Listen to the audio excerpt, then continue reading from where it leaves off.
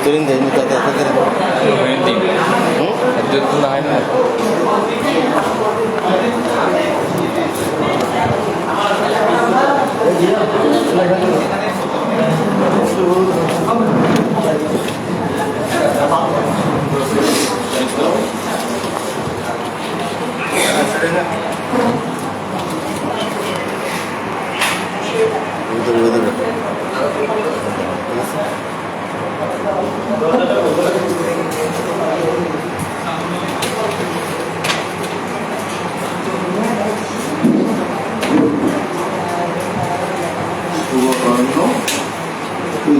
আমরা রাজিয়া প্রকাশন থেকে হিন্দি গ্রন্থের প্রকাশনা উৎসবে সম্মিলিত হয়েছি চট্টগ্রাম একাডেমিতে।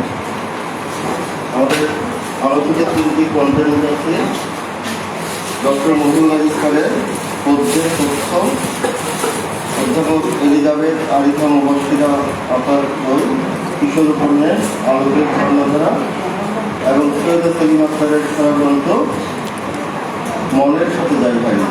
আমরা আমাদের মধ্যে গ্রন্থের আলোচিত লেখক ডক্টর মহিউল আজিজ, অধ্যাপিকা এলিজাবেথ আরিফা মুবাশশিরা এবং সৈয়দ সেলিম আক্তারকে পেয়েছি।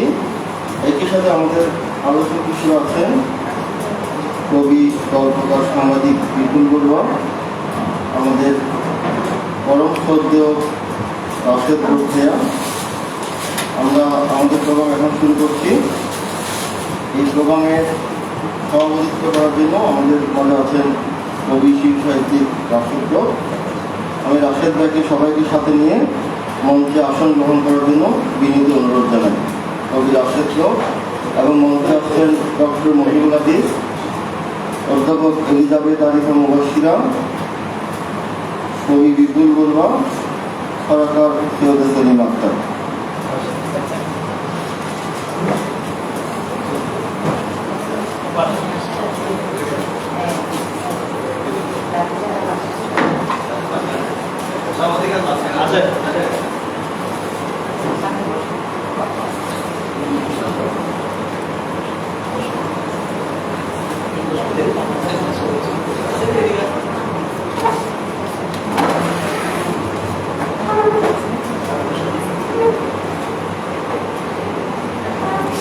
পরে কল দেবো, পরে কল দেবো, বাইরে আছে। আমরা রাশেদ ভাই সন্ধানে দিয়েছি। আজকে এই অনুষ্ঠানের উনি দায়িত্বটা পালন করবেন, উনি অনুষ্ঠানটি সঞ্চালনা করবেন। আমি রাশেদ ভাইকে অনুষ্ঠান শুরু করার জন্য অনুরোধ জানাচ্ছি। বসুন। রাজিয়া প্রকাশনায় তিনটি প্রকাশনা উৎসব উৎসবে রাজিয়া প্রকাশনের একজন শুভাকাঙ্ক্ষী হিসেবে আমাকে যে সভাপতির দায়িত্ব দেওয়া হয়েছে সৈয়দ সেলিম আক্তার এবং আমি তাদের প্রতি ভালোবাসা শুভেচ্ছা জানাই। আজকে তিনটি বইয়ের যে প্রকাশনা উৎসব মহিউল আজিজ, এলিজাবেথ আরিফা মুবাশশিরা এবং সৈয়দ সেলিম আক্তার তিনটি বইয়ের উপর আলোচনা করেছেন। মজার বিষয় হচ্ছে আমাদের ডক্টর মহিউল আজিজ তার বইয়ের যে বইটা বেরিয়েছে পদ্যের তথ্য, একটা চমৎকার নাম, এটার উপর আলোচনা করবেন আমাদের বিপুলদা। আবার মহিউল আজিজ নিজে সৈয়দ সেলিম আক্তারের বইয়ের উপর আলোচনা করবেন, আর এলিজাবেথ তার বইয়ের উপর আলোচনা করবেন প্রফেসর এলিজাবেথ। তিনি আগে বলে রেখেছেন আসতে একটু দেরি হবে, তিনি আরেকটা অনুষ্ঠানে আসছেন, ওখান থেকে এসে আমাদের ভালো লাগার একটা বিষয় হচ্ছে মানুষ কম হলেও মানুষগুলো হচ্ছে খুব আপনজন, প্রিয় মানুষগুলো। এখানে আমি দেখতে পাচ্ছি আমাদের নেশা ভাই অনেক পেছনে বসে আছেন, দেখতে পাচ্ছি জসিম খান, দীপক বড়ুয়া, আমাদের বিচিত্রা সেন, শেখার বাবু, আজিজা রুবা, আমাদের শিক্ষা দাস, এরা সবাই এখানে আছে। বড় ভালো লাগার বিষয়। প্রথমে আমি স্বাগত বক্তব্য রাখার জন্য অনুরোধ জানাচ্ছি।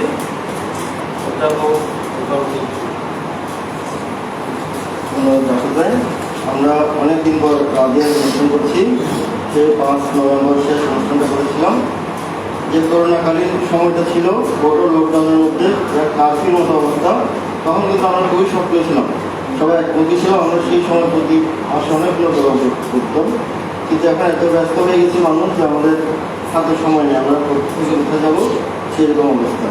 তার মধ্যে আমরা আমাদের এলিজাবেথ আপাকে পেয়েছি আজকে। ওনার একটা অসাধারণ কিশোর উপন্যাস, ওনার একটা বিশাল আয়তন উপন্যাস আমরা পেয়েছি শৈলী থেকে, যেটা আমাকে খুবই অবাক করেছে। তার 500 পৃষ্ঠার মুক্তিযুদ্ধের উপন্যাস। এটা চট্টগ্রাম এবং বাংলাদেশে এত বড় বই খুবই কমই দেখা হয়েছে। চট্টগ্রাম থেকে ওনার উপন্যাস বের হয়েছে, এটা আমার কাছে একটা অভাবনীয় ঘটনা ছিল। তার পরবর্তীতে উনি আরও অনেক বই করেছেন। এবার যে লেটেস্ট যে বইটা আমরা দেখতে পাচ্ছি আলোকের ঝর্ণা দ্বারা, সেই বইটা আমাকে অভিভূত করেছিল। আমি যতবার এটার পুরো রিডিংয়ে গেছি ততবারই আমার মনটা পড়ে গেছে যে এত সুন্দর করে ক্লাস 7-এর একজন ছাত্রীকে নিয়ে, একজন শিক্ষককে নিয়ে, আলোকিত মানুষকে নিয়ে একটা সুন্দর উপন্যাস লিখেছে, যেটা আমার নিজের একটি স্বপ্ন যে আমি একটা কিশোর উপন্যাস লিখবো। অনেক বছরের সামনে আজ পর্যন্ত সেটা লিখতে পারিনি। আর আমাদের যে মহিবুল আলী স্যার, ওনাকে একটা ছড়া গ্রন্থ আমাদের নিজের ছড়া ফিডব্যাক করেছি। ওনার একটা পাণ্ডুলিপি দিয়েছিলাম 7 নভেম্বর মাসে 2020 সালে, সে করোনার প্রথম লকডাউনের সময় একটা পাণ্ডুলিপি আমাকে দিয়েছিলেন, কিন্তু নানা কারণে বইটা বের করতে অনেক দেরি হয়ে গেছে। আমি স্যারের কাছে দুঃখ প্রকাশ করছি, কিন্তু শেষ পর্যন্ত বইটা আজকে এখানে উপহার দিতে পারছি। আমার মনে হয় রাজিয়া প্রকাশনে এটা আলাদা একটা কৃতিত্ব। আমরা ইতিপূর্বে রাশেদ ভাইয়ের একটা বই করতে পেরেছিলাম, লেখক সারথি। এটা সারা বাংলাদেশ এবং দেশের বাইরেও খুবই আলোচিত হয়েছিল। রাশেদ কবির একটা অসামান্য প্রয়াস, সেটা রাজিয়া প্রকাশনে প্রকাশ করতে পেরে নিজেদের ধন্যবাদ দিচ্ছে। আজকে মহিবুল আলী স্যারকে আমরা একাডেমিতে প্রথমবারের মতো দিয়েছি। আমি স্যারকে স্বাগত জানাই, ধন্যবাদ জানাই, কৃতজ্ঞতা জানাই। আর যারা আমাদের দর্শকের সাইডে আছেন এবং আসবেন, আর যারা অনলাইনে এই অনুষ্ঠানটা লাইভে দেখতে পাচ্ছেন, যে দেখুন আছেন, তাদের সবাইকে আমার শুভেচ্ছা, কৃতজ্ঞতা এবং ভালোবাসা। ধন্যবাদ।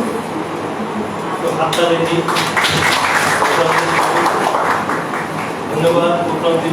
এবারে শুভেচ্ছা বক্তব্য রাখার জন্য আমি অনুরোধ জানাচ্ছি প্রাবন্ধিক চট্টগ্রাম একাডেমির সাবেক মহাপরিচালক নাজমুল ইসলাম।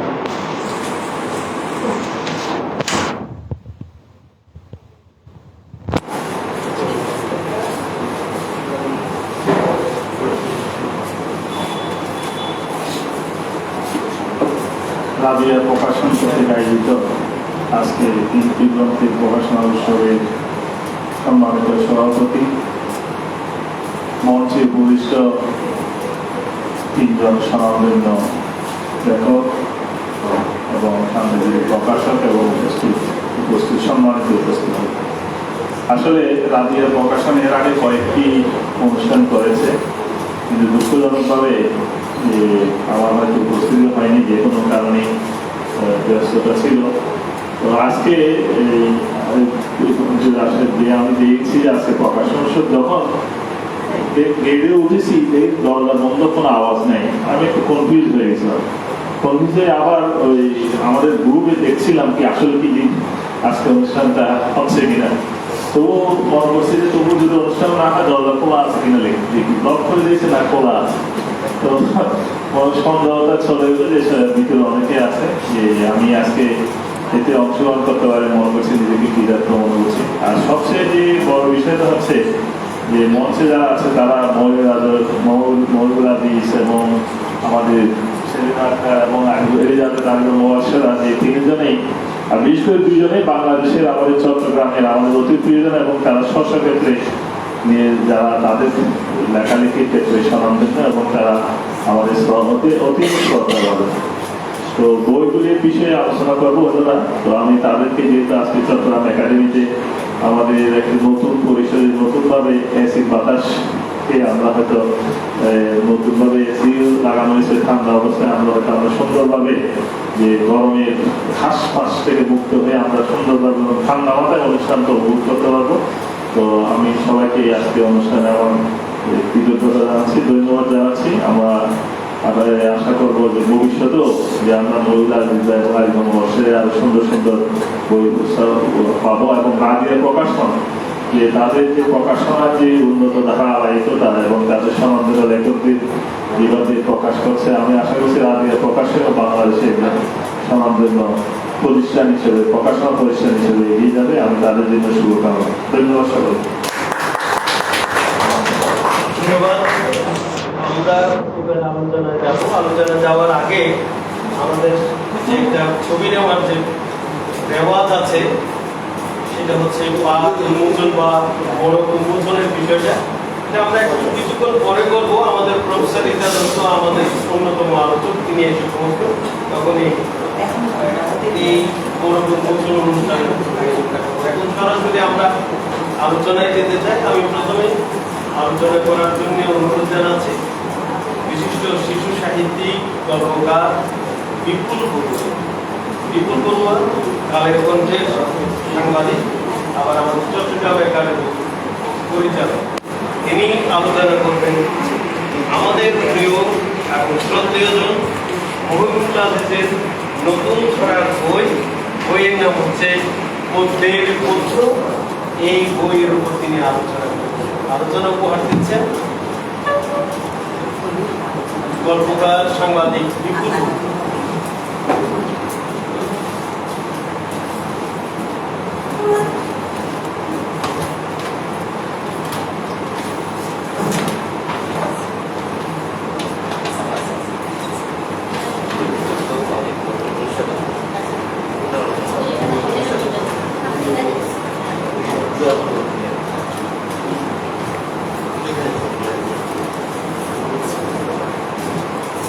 আজকের এই প্রকাশন উৎসবে সভাপতি, লাইভ মোবাইল নিয়ে সাংবাদিক রাশিদ, আমি আন্দার বিল্লাহ। প্রকাশন উৎসবে গ্রন্থের লেখক শ্রদ্ধাভাজন এলিজাবেথ, শ্রদ্ধাভাজন অধ্যাপক এলিজাবেথ আরিফুল মুবাশশিরা, আরেক গ্রন্থের লেখক আমাদের স্বজন প্রিয়জন অধ্যাপক ডক্টর মহিবুল আজিজ, গ্রন্থের লেখক আমাদের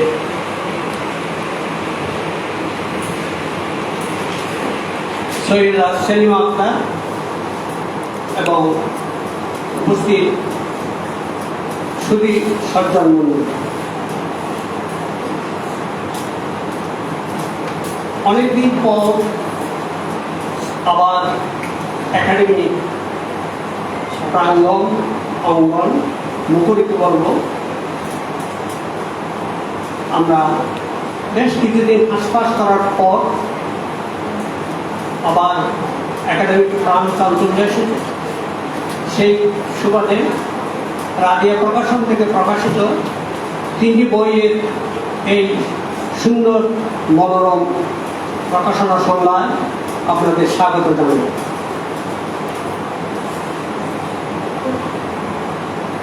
এই ক্ষেত্রে আজকের এই আলোচনা অনুষ্ঠানে, প্রকাশনা অনুষ্ঠানে আমি আমাদের প্রিয়জন স্বজন অধ্যাপক ডক্টর মহিবুল আজিজ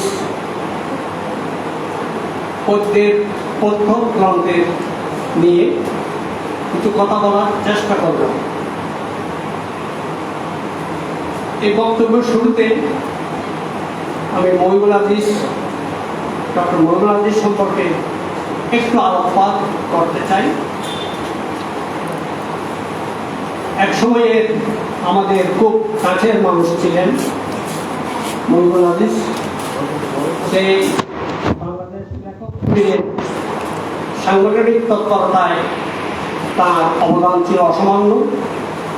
সেই হুমায়ুন সাদেক চৌধুরী, রমজান আলী মামুন, সাইদুল আরফিন, মাহবুবুল হাসান, আমাদের গ্রন্থকেন্দ্রের পরিচালক মিনার মনসুর,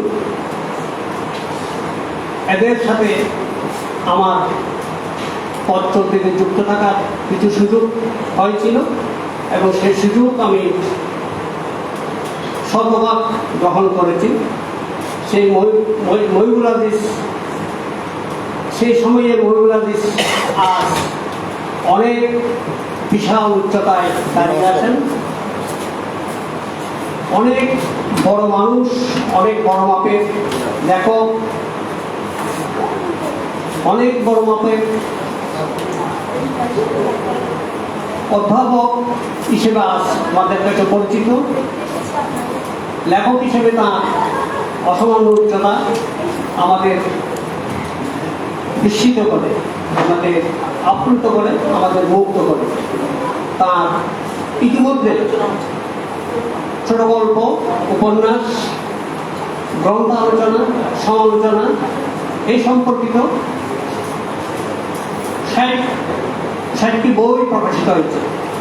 বিদগ্ধ জন হিসেবে তার খ্যাতি রয়েছে ভার্সিটিতে, পাঠকদের কাছে এবং শিক্ষার্থীদের কাছেও তার যথেষ্ট গ্রহণযোগ্যতা আমাদের মুগ্ধ করেছে।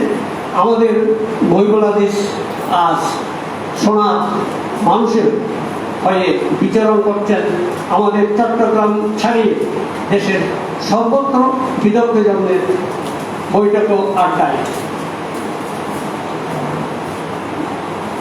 অত্যন্ত বন্ধুবৎসল মহিবুল হাদিস এবং খুব ক্ষমতা নিয়ে কথা বলতে পারেন। সেই হিসেবে তার বেশ কিছু উপন্যাস, গল্প আমাদের পাঠ আছে এবং সেক্ষেত্রে বলা যায় তিনি নিবৃত্তচারী। কোনো উৎসব আয়োজনের খুব একটা বাড়াবাড়িতে না থেকে তার নিজস্ব মেধাকে আমাদের জানান দিয়ে দিয়েছেন। আজকের এই মহিবুল হাদিসের এই গল্প, এই গ্রন্থ পদ্যের পদ্য।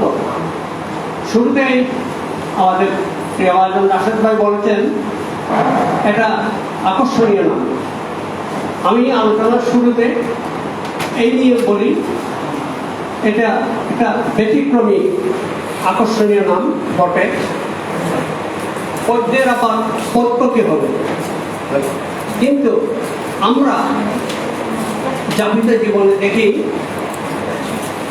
আমাদের নিত্য প্রয়োজনীয় জিনিস ঔষধ, পথ্য, ডাক্তার, ঔষধ এবং পথ্য, এই তিনটা নিয়ে আমাদের পৌর জীবন খেটে চলেছি।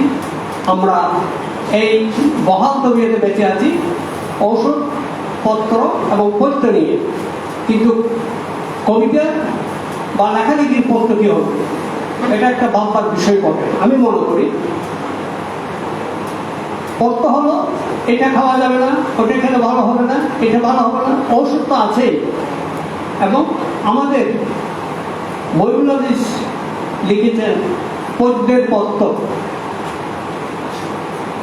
পদ্যটা কেমন হবে, তার পত্রটা, তার ডাইমেনশন কেমন হবে, প্রকরণ থাকুক, হোক স্বরবৃত্ত, হয় মাত্রাবৃত্ত, হয় অক্ষরবৃত্ত, কিন্তু পত্রটা আমাকে আগে জানতে হবে। আমি কি নিয়ে লিখব, আমার লেখার উপযুক্তটা কি হওয়া উচিত। শিশুতোষ সবার, এবং যারা শিশুতোষ সাহিত্য পাঠ করে তাদের এই পত্রটা কি হওয়া উচিত, সাবজেক্টটা কি হবে, সাবস্টেন্সটা কি হবে, এই জিনিসগুলো আমাদের আজকের এই গ্রন্থে তুলে ধরেছে মহিবুল হাদিস।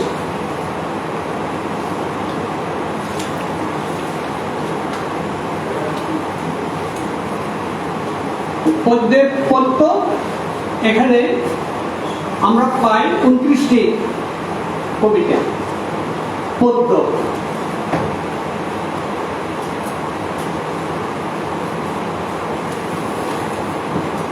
এই 29টি পদ্যে লেখক আমাদের জানিয়েছেন পদ্য বিষয় নিয়ে, বিষয় নির্বাচনটা এখানে আমার খুবই চমক দিয়েছে আমাকে। এই বিষয় নির্বাচন, শিশুতোষ বিষয়ে আসায় লিখতে গেলে বিষয় নির্বাচনটা অবশ্যই অগ্রগণ্য হওয়া উচিত বলে আমি মনে করি। এবং সেই বিষয় মাথায় রেখে মহিবুল হাদিস তার পদ্যগুলো রচনা করেছেন। আমরা যদি একটু বৃহত্তর দিকে চোখ রাখি তাহলে সূচিতে দেখব কে সে আনু নামে ডাকু এক রাজ্যের গল্প বিপ্রের কথা তোমার আসল কাজ লাল সবুজ জাগো দুই চোখ এক ফরিং বিপ্রের জীবন বিপ্রের রবি বিপ্রের প্রশ্ন উত্তর এই ধরনের। তাহলে এই অর্ধেক সূচিতে এসে আমরা দেখলাম বিষয়বস্তু কি হওয়া উচিত। অত্যন্ত সাধারণ আমাদের ঘরোয়া বিষয় আশয় এবং আমাদের চারপাশ ছোঁয়া একটা আকাঙ্ক্ষা যা শিশুরা পাঠকরা যারা যে কোনো কেউ অন্তত চারপাশের জীবনটাকে খুব উপভোগ করে অনুভব করে। এখানে তার আত্মজব সম্ভবত আত্মজব মহিবুল আজিজের বিপ্লবী নিয়ে 12টা পদ্য আছে এবং সবগুলো পদ্য একটা শিশুকে উজ্জীবিত করা, একটা শিশুকে এগিয়ে নেওয়া, একটা শিশুকে অগ্রগামী করে তোলা চাতুর্যের নিশান রয়েছে, নিদর্শন রয়েছে এবং ইন্সপিরেশন রয়েছে। এই 12টা কবিতা পদ্য আমরা বেশ উপভোগ করি অনুভব করি। এখানে একটা শিশু দরদি মন এই লেখাগুলোর ভিতরে কাজ করতে এবং এই লেখাগুলো আমাদের খুব আনন্দ দেবে। আমি একটি পদ্যে পাঠ করি। এক রাজ্যের গল্প।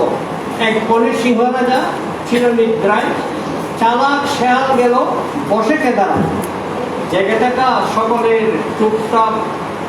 সকলেই টুকটাপ পরে আহা ঘুমিয়ে, নিদ্রা রাজ্য জোড়া শুধু এক শিয়ালের বিয়ে। রৌদটে রোদ নেবে তবু জাগে না শেয়াল, তবু জাগে না লোকে। এই দেখে মরে যায় পোষা প্রাণীরা শোকে।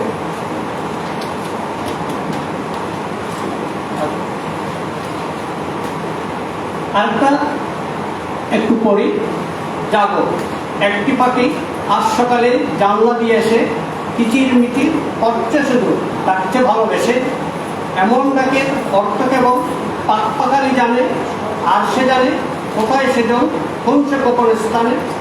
জানলা পথে সেই পাখিটি ইতি উতি চায়, পরিচিত মানুষটাকে দেখতে বুঝি পায়। নেই সে মানুষ কোথায় গেল একটুখানি শোনো, ঘুমের ঘরে দরজা দিয়ে 1 2 3 বলো। আমরা শুনি কিচির মিচির একটি পাখি চিত্র, আসলে তা ডাক শোনা যায় যার বিনারে হয় বিপ্লব।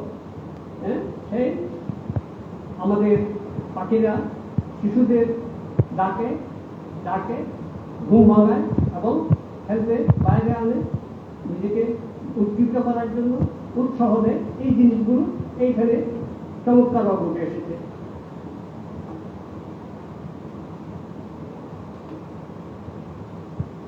এসবের বাইরে আরেকটা চমৎকার পদ্য কেসে শব্দ দিয়ে জানলো আগুন খেসে, মুক্তিতে বন্দী হলো ভালোবেসে। বাঁচলো ভালো তোমায় আমায় আমাদের এই দেশকে, তাই সে আগুন জ্বালিয়ে পড়ায় অত্যাচারের শেষকে। জীবন দেওয়া নক্ষত্র সে জলে মাথার উপর বিশ্বচারী বঙ্গবন্ধু শেখ মুজিবুর। আমাদের হাজার বছরের শ্রেষ্ঠ বাঙালিকে নিয়ে তাঁর এই স্মৃতিতর্পণ, তাঁর এই মনোবাসনা আমাদের মুগ্ধ করে, আমাদের প্রাণিত করে।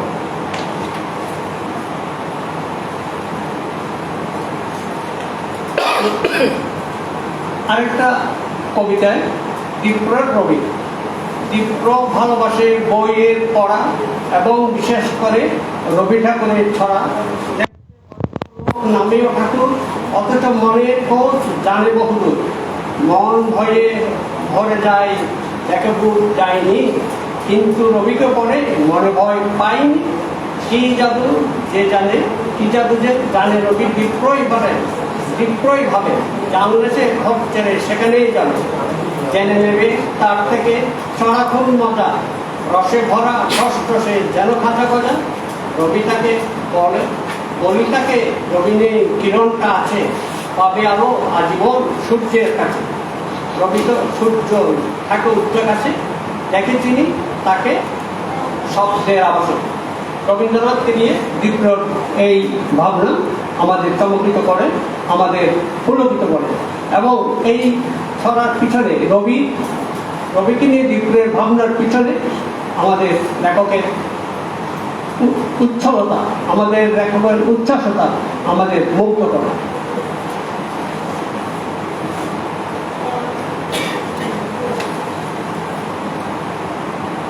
এই ধরনের পদ্যের পত্র ভরপুর। আমরা চাই এই পদ্যের পত্রটা আমাদের যারা লেখালেখি করবে তারা বিষয়বস্তু, আমরা অনেক সময় বিষয়বস্তু নির্বাচনে হিমশিম খেয়ে পড়ি। আমরা বুঝতে পারি না কোনটা ধরব, কাকে নিয়ে লিখব। আমাদের এই গ্রন্থের লেখক মহিবুল আজিজ তার সুন্দর মানসিকতা দিয়ে, সুন্দর পরিক্রমা জ্ঞান বিস্তারণ করে আমাদের বিষয়বস্তু নির্বাচনে আমাদের খুব চমৎকার একটা মেলবন্ধন ঘটিয়ে দিয়েছেন। এই বইয়ের জন্য তাকে অভিনন্দন জানাই, শুভকামনা জানাই। আমাদের এই বইয়ের পেছনে রাজিয়া প্রকাশনী, এই বই প্রকাশনার পেছনে রাজিয়া প্রকাশনী কথা বলতেই হয়। রাজিয়া প্রকাশনী আমাদের গফরউদ্দিন টিটু, সৈয়দা সেলিম আক্তারের প্রকাশনা প্রতিষ্ঠান। এই প্রতিষ্ঠান থেকে, রাজিয়া থেকে ইতিমধ্যে আমাকে টিটু বলছে প্রায় 200 বই বেরিয়েছে, এটা কোনো সোজা ব্যাপার না। এবং সবচেয়ে আরো আনন্দের কথা, গফরউদ্দিন টিটুর বেরিয়েছে 20টা বই, এবং সৈয়দা সেলিম আক্তার আমাদের বোন, তার বেরিয়েছে 15টা বই। সবগুলো শোকপাঠ্য এবং সবগুলো প্রশংসনীয় প্রকাশনা। এই প্রকাশনা থেকে আজকে আমাদের প্রিয়জন মহিবুল আজিজ, আমাদের প্রিয়জন মহিবুল আজিজ ভাইয়ের এই পদ্যের পত্র প্রকাশনা রাজিয়াকে আরও উচ্চ স্তরে নিয়ে যাব বলে আমি মনে করি। আমি এই বইয়ের সুখ্যাতি কামনা করি, এই বইয়ের সুপ্রকাশ কামনা করি আরও। এবং এই বইয়ের পিছনের লেখক, এই বইয়ের লেখক আমাদের প্রিয়জন অধ্যাপক ডক্টর মহিবুল আজিজ, আমাদের বন্ধুবৎসল, আমাদের প্রিয়জন, তার শুভকামনা করে তাকে অভিনন্দন জানাই। সবাইকে ধন্যবাদ।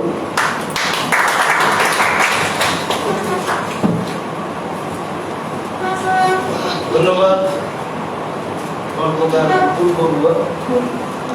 বিপুল বড়ুয়াকে। আমরা জানি ভালো একজন আলোচক হিসেবে, তিনি শুধু একজন ভালো লেখক, ভালো আলোচক। আজকে যার বইটি তিনি আলোচনা করলেন তিনি হলেন মহিবুল আজিজ। মহিবুল আজিজের বইয়ের উপর আলোচনা করতে গিয়ে বিপুল বড়ুয়া চিন্তা ভাবনা করেছেন কিভাবে কি করবেন, কি লিখবেন, কি বলবেন এইসব বিষয়ে। কারণ আমরা জানি মহিবুল আজিজ, আমরা যখন লেখালেখিতে আসি তখন আমাদের আগে যারা লেখালেখি করছেন একেবারে যাদের পদচারণে আমাদের চট্টগ্রামের সাহিত্য আন্দোলন মুখরিত ছিল, মহিবুল আজিজ এবং মহিবুল আজিজের সমকক্ষে আমরা তখন থেকে আমরা মহিবুল আজিজকে চিনি একজন মেধাবী লেখক। তার মেধার পরিচয় আমরা পেয়েছি তার প্রবন্ধে, গবেষণায়, কথা সাহিত্যে এবং কবিতা। ছড়াও একসময় তিনি লিখতেন এবং তার ছড়া দিয়ে হয়তো তার লেখালেখি শুরু, কিন্তু পরবর্তী সময়ে এই ছড়াটাকে ধরে রাখেন। কিন্তু যেভাবে হোক অনেকগুলো উপন্যাস, গল্প, কবিতা, প্রবন্ধ, গবেষণার বই প্রকাশের পরে ছড়া একটা বই তার প্রকাশিত হয়েছে, সেটা হচ্ছে পদ্যের পদ্য। এটাও আমার মনে হয় গফরউদ্দিন টিটুর ডিরেক্টরিতে এই সকল ভাই মানে আমাদের প্রিয় সফল ভাই, কাকরাম সফল ভাই মহিবুল আজিজ, তিনি এই বইটা লিখতে পেরেছেন, লিখেছেন নানা বিষয়ে। তার যে ছেলে বিপ্লবের জন্য যেসব ছড়া তিনি লিখেছেন এইগুলো আবার একত্র করেছেন। মহিবুল আজিজ বাংলাদেশে, আমি বলবো বাংলাদেশে একজন খ্যাতিমান লেখক, সাহিত্যের নানা শাখায় তার একেবারে স্বতঃস্ফূর্ত উপস্থিতি, এবং তিনি যেইখানেই হাত দেন সেখানে তিনি চমৎকারভাবে সফলতার সঙ্গে এগিয়ে যেতেন। তার একটা লিটল ম্যাগাজিন ছিল এক সময়, লিটল ম্যাগাজিনের নামই ছিল লিটল ম্যাগাজিন। ওই লিটল ম্যাগাজিন প্রকৃত অর্থে লিটল ম্যাগাজিনের শব্দ পূরণ করেছিল। লিটল ম্যাগাজিন মধ্যে যেটাকে বোঝানো হয় মহিবুল আজিজের লিটল ম্যাগাজিন ঠিক সেরকমই লিটল ম্যাগাজিন। তো আমরা অভিনন্দন জানাই মহিবুল আজিজকে, ধন্যবাদ জানাই আলোচনা কিছু বলতে। আমরা একটু হাততালি দিয়ে আবার এবার আমরা ওই যে সেই একটা ছবি তোলার জন্য সমস্ত মানে 3টে বইয়ের একটা বড় উন্মোচনের যে একটা ছবি, এটা আমরা একটা তুলতে চাচ্ছি। সবাই একটু এই বই নিয়ে যদি একটু দাঁড়াই,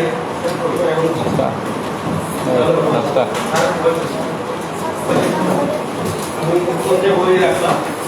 এইভাবে প্রস্তুতি নেওয়ার জন্য আমি অনুরোধ জানাচ্ছি রিয়া বড়ুয়াকে।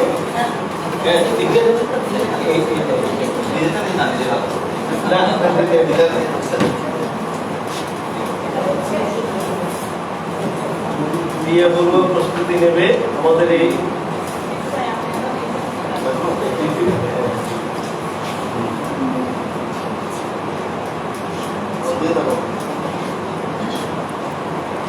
দিকে তাকাই। ধন্যবাদ।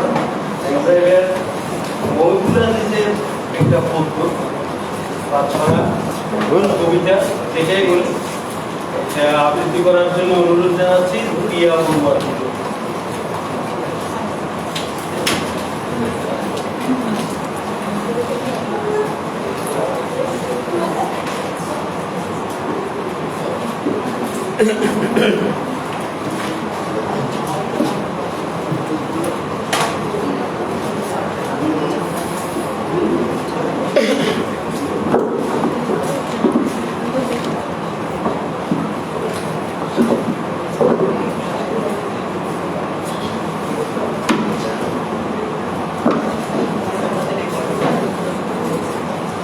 নমস্কার, আসসালামু আলাইকুম। আবার আমি রিয়া বড়ুয়া আবৃত্তি করছি কবি মহিবুল আজিজের লেখা 1971।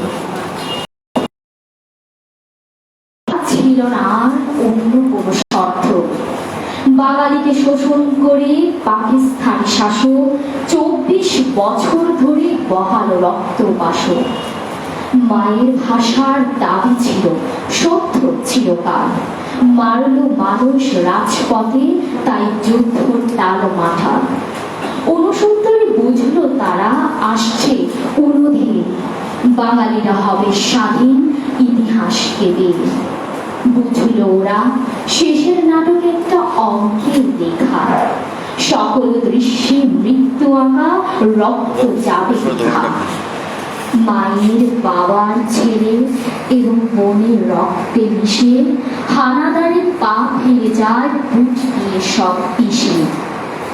মাটি কাঁপে, আকাশ কাঁপে, বীর বাঙালি খাড়া, এত মরণ তো ভীষণ খারাসির তারা। অস্ত্র বোমা গুলি গ্রেনেড গায়ে মাখে না কিছু, রক্ত শপথ নিয়ে বুকে ছোটে শত্রু পিছু। নিজে মরে শত্রু মারে মায়ের সম্মানে, শত্রু মুক্ত দেশ করে সে খণ্ড পাকিস্তানে। নতুন নামে দেশ পেল এক নতুন পরিচয়ে, মাটির নিচে মাথা খুলি বাঁচি নির্ভয়ে। ধন্যবাদ সবাই। ধন্যবাদ রিয়া বড়ুয়া। এবারে আরেকটা বইয়ের আলোচনায় যাই আমরা। বইয়ের নাম হচ্ছে আলোকের সন্ধ্যা। বইয়ের লেখক এলিজাবেথ আরিফা মুবাশশিরা। এলিজাবেথ আরিফা মুবাশশিরা আমরা জানি তিনি মহিলা কলেজ চট্টগ্রাম থেকে অবসর নিয়েছেন আজকে কয়েক বছর হলো। তিনি একাধারে কবি, গল্পকার, ঔপন্যাসিক, প্রাবন্ধিক, কলাম লেখক, আবার শিশু সাহিত্য। ছোটদের জন্য বেশ কয়েকটা বই তার ইতিমধ্যে হয়ে গেছে। কয়টা হয়েছে আপনার? 6টা ছোটদের জন্য হয়ে গেছে। এটা খুব সুন্দর কথা। মহিবুল আজিজ ভাইয়ের এটা হচ্ছে প্রথম এই ছোটদের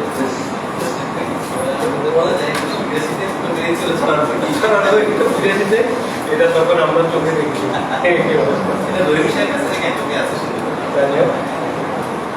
তো যেভাবে হোক আলোকের ঝর্ণা দ্বারা এটা একটা শিশুর উপন্যাস। এই বইয়ের উপর আলোচনা করবেন আরেক আমাদের প্রিয় ব্যক্তিত্ব, বিশিষ্ট সাংস্কৃতিক ব্যক্তিত্ব, শিক্ষাবিদ প্রফেসর আসছেন আলোচনায়। প্রফেসর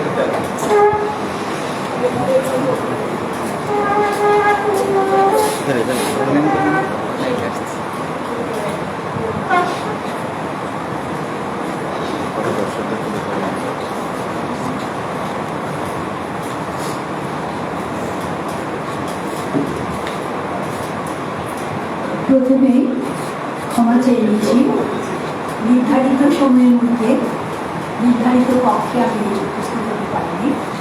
আশা করি আমার এই অনধিকৃত বিলম্বতা আপনারা ক্ষমা সুন্দর দৃষ্টিতে দেখতে পাবেন। আজকে রাবিয়া প্রকাশনা থেকে যে 3টি বইয়ের প্রকাশনা অনুষ্ঠান, একটি কথা আপনারা ইতিমধ্যেই শুনেছেন, পদ্মের পথ্য। ডক্টর মহিবুল আজিজ আমার অত্যন্ত প্রিয় মানুষ একজন। তিনি যখন কথা বলেন কিংবা তার লেখা বই যখন পড়ি তখন আমি অত্যন্ত বিদ্ধ হই। এত অজানা তথ্য তার বক্তব্যের মধ্যে থাকে, আমি বিস্মিত হই যে বাংলা সাহিত্যের তিনি অধ্যাপক, বাংলা সাহিত্যের বাইরেও এত বেশি তার জ্ঞানের বিস্তৃতি আমি যত শুনি ততই নিজের মধ্যে একটা দৃঢ়তা অনুভব করি। কারণ অতখানি জ্ঞানের অধিকারী আমি বলি এই কথাটি বলে। আজকে তার বইটার যে নাম পদ্মের পথ্য, আমরা জানি রোগীর পথ্য, তাই না? পথ্য গেলে কি হয়? রোগী ভালো হয়। এখন পদ্মের পথ্য বিপুলদা খুব সুন্দর করে বলেছেন, যেভাবে একটি পদ্ম নিয়োগ হয়, সুস্থ হয়, মানুষকে আনন্দ দান করতে পারে, তারই নিদান বোধহয় পদ্মের পথ্য, তাই না? আপনাকে ধন্যবাদ জানাই, সুন্দর একটি শিরোনাম আপনি নির্বাচন করেছেন। এরপর আমার আরেকজন প্রিয় মানুষ সৈয়দ সেলিমা আক্তার, মনের সাথে যার হারিয়ে ইতিমধ্যে তারা দুজনে মিলে সাহিত্য সংস্কৃতির চর্চাতে এত বেশি অগ্রসর হয়েছেন, এত বেশি আমাদেরকে আনন্দ দিয়েছেন, যা আপনারা শুনেছেন যে রাবিয়া প্রকাশনী থেকে তাদের নিজেদের লেখা এবং অন্যদের লেখা তারা প্রকাশন করেছে।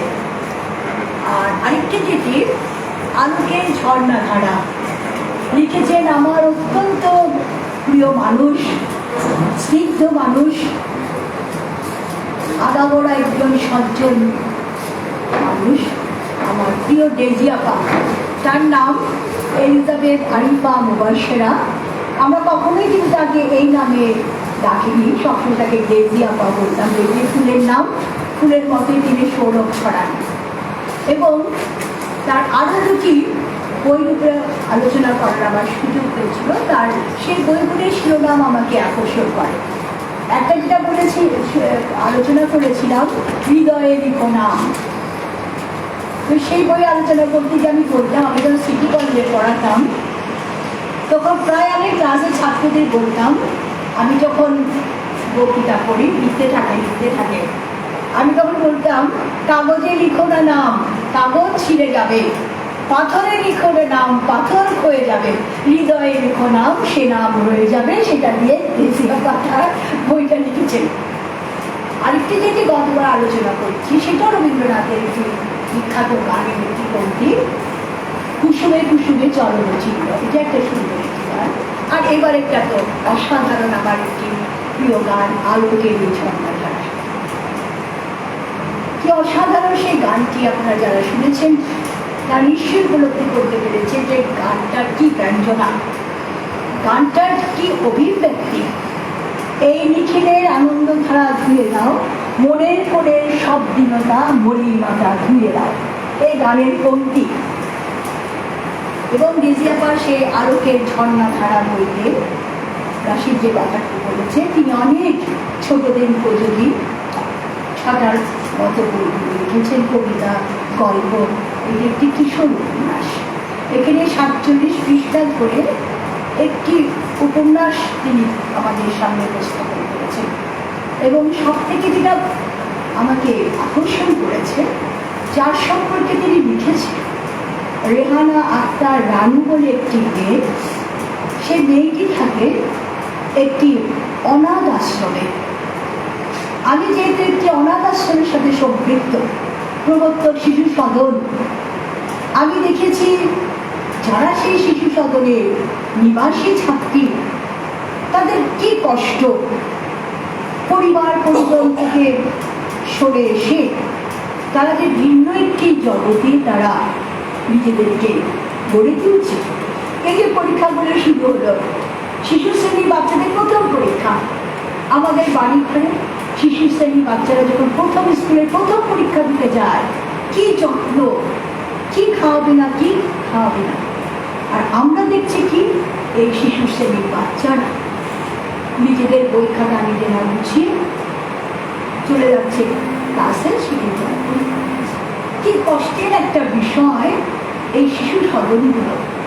এবং শিশু সদনে আমাদের রেজিয়াপা যে মেয়েটির কথা বলেছেন, আমি মনে করি বর্তমানে আমাদের সন্তানরা যেইভাবে মানবিক গুণাবলী হারাচ্ছে, সেই পরিপ্রেক্ষিতে এই যে বইটি আলোকের ঝর্ণাধারা বইটি, যেখানে মুখ্য যে চরিত্র একটি 12 বছরের একটি মেয়ে, রানু তার নাম। এবং সব থেকে কষ্ট লাগে আমাদের শিশু সদনও দেখি, বাচ্চাদের যখন ইন্টারভিউ নিই, মাঠে যখন ইন্টারভিউ নিই, বেশিরভাগ ক্ষেত্রে শোনা যায় বাবা ছেড়ে চলে গেছে। ব্রোকেন ফ্যামিলির বাচ্চারা এই ধরনের শিশু সদনে, এগুলি কিন্তু আমাদেরকে ভীষণভাবে কষ্ট দেয় যে পরিবারগুলি কেন ভাঙছে, কি কারণে দাম্পত্যের কলহের শিকার হচ্ছে সন্তানরা, কোথায় চলে যাচ্ছে, কোথায় তাদের স্নেহ, প্রেম, প্রীতি, ভালোবাসা, মায়ের যত্ন, বাবার স্নেহ কিচ্ছু নেই তাদের। এই রানু জীবন কাহিনী তো সেরকম, সে ক্লাস 12 বছরের একটি মেয়ে, তার কথা বলতে এত সুন্দর করে লিখেছে কিভাবে একটি অনাথ আশ্রমে তার ভিতরে মানবিক গুণাবলী ধীরে ধীরে বিকাশ হল। মাঝে মাঝে রানু ভাবে, আমি কোথায় ছিলাম, মা বাবার কত আদর যত্ন ছিলাম, এখানে তো আমাকে ভালোবাসার কেউ নেই। মাঝে মাঝে রানু আনমনা হয়ে যায়। সেখানে কঠোর অনুশাসন, যারা দায়িত্বে থাকে, অনেক সময় আমাদেরকেও নিষ্ঠুর হতে হয়। কেন? নিয়ম শৃঙ্খলার কারণে। এই কঠোর অনুশাসন রানুর মতো একটি সুন্দর সুকুমার বৃত্তির অধিকারী পছন্দ হয় না, কিন্তু তারপরেও তো মেনে নিতে হয়। রানু আবদার করছে আগামী দিন নববর্ষ।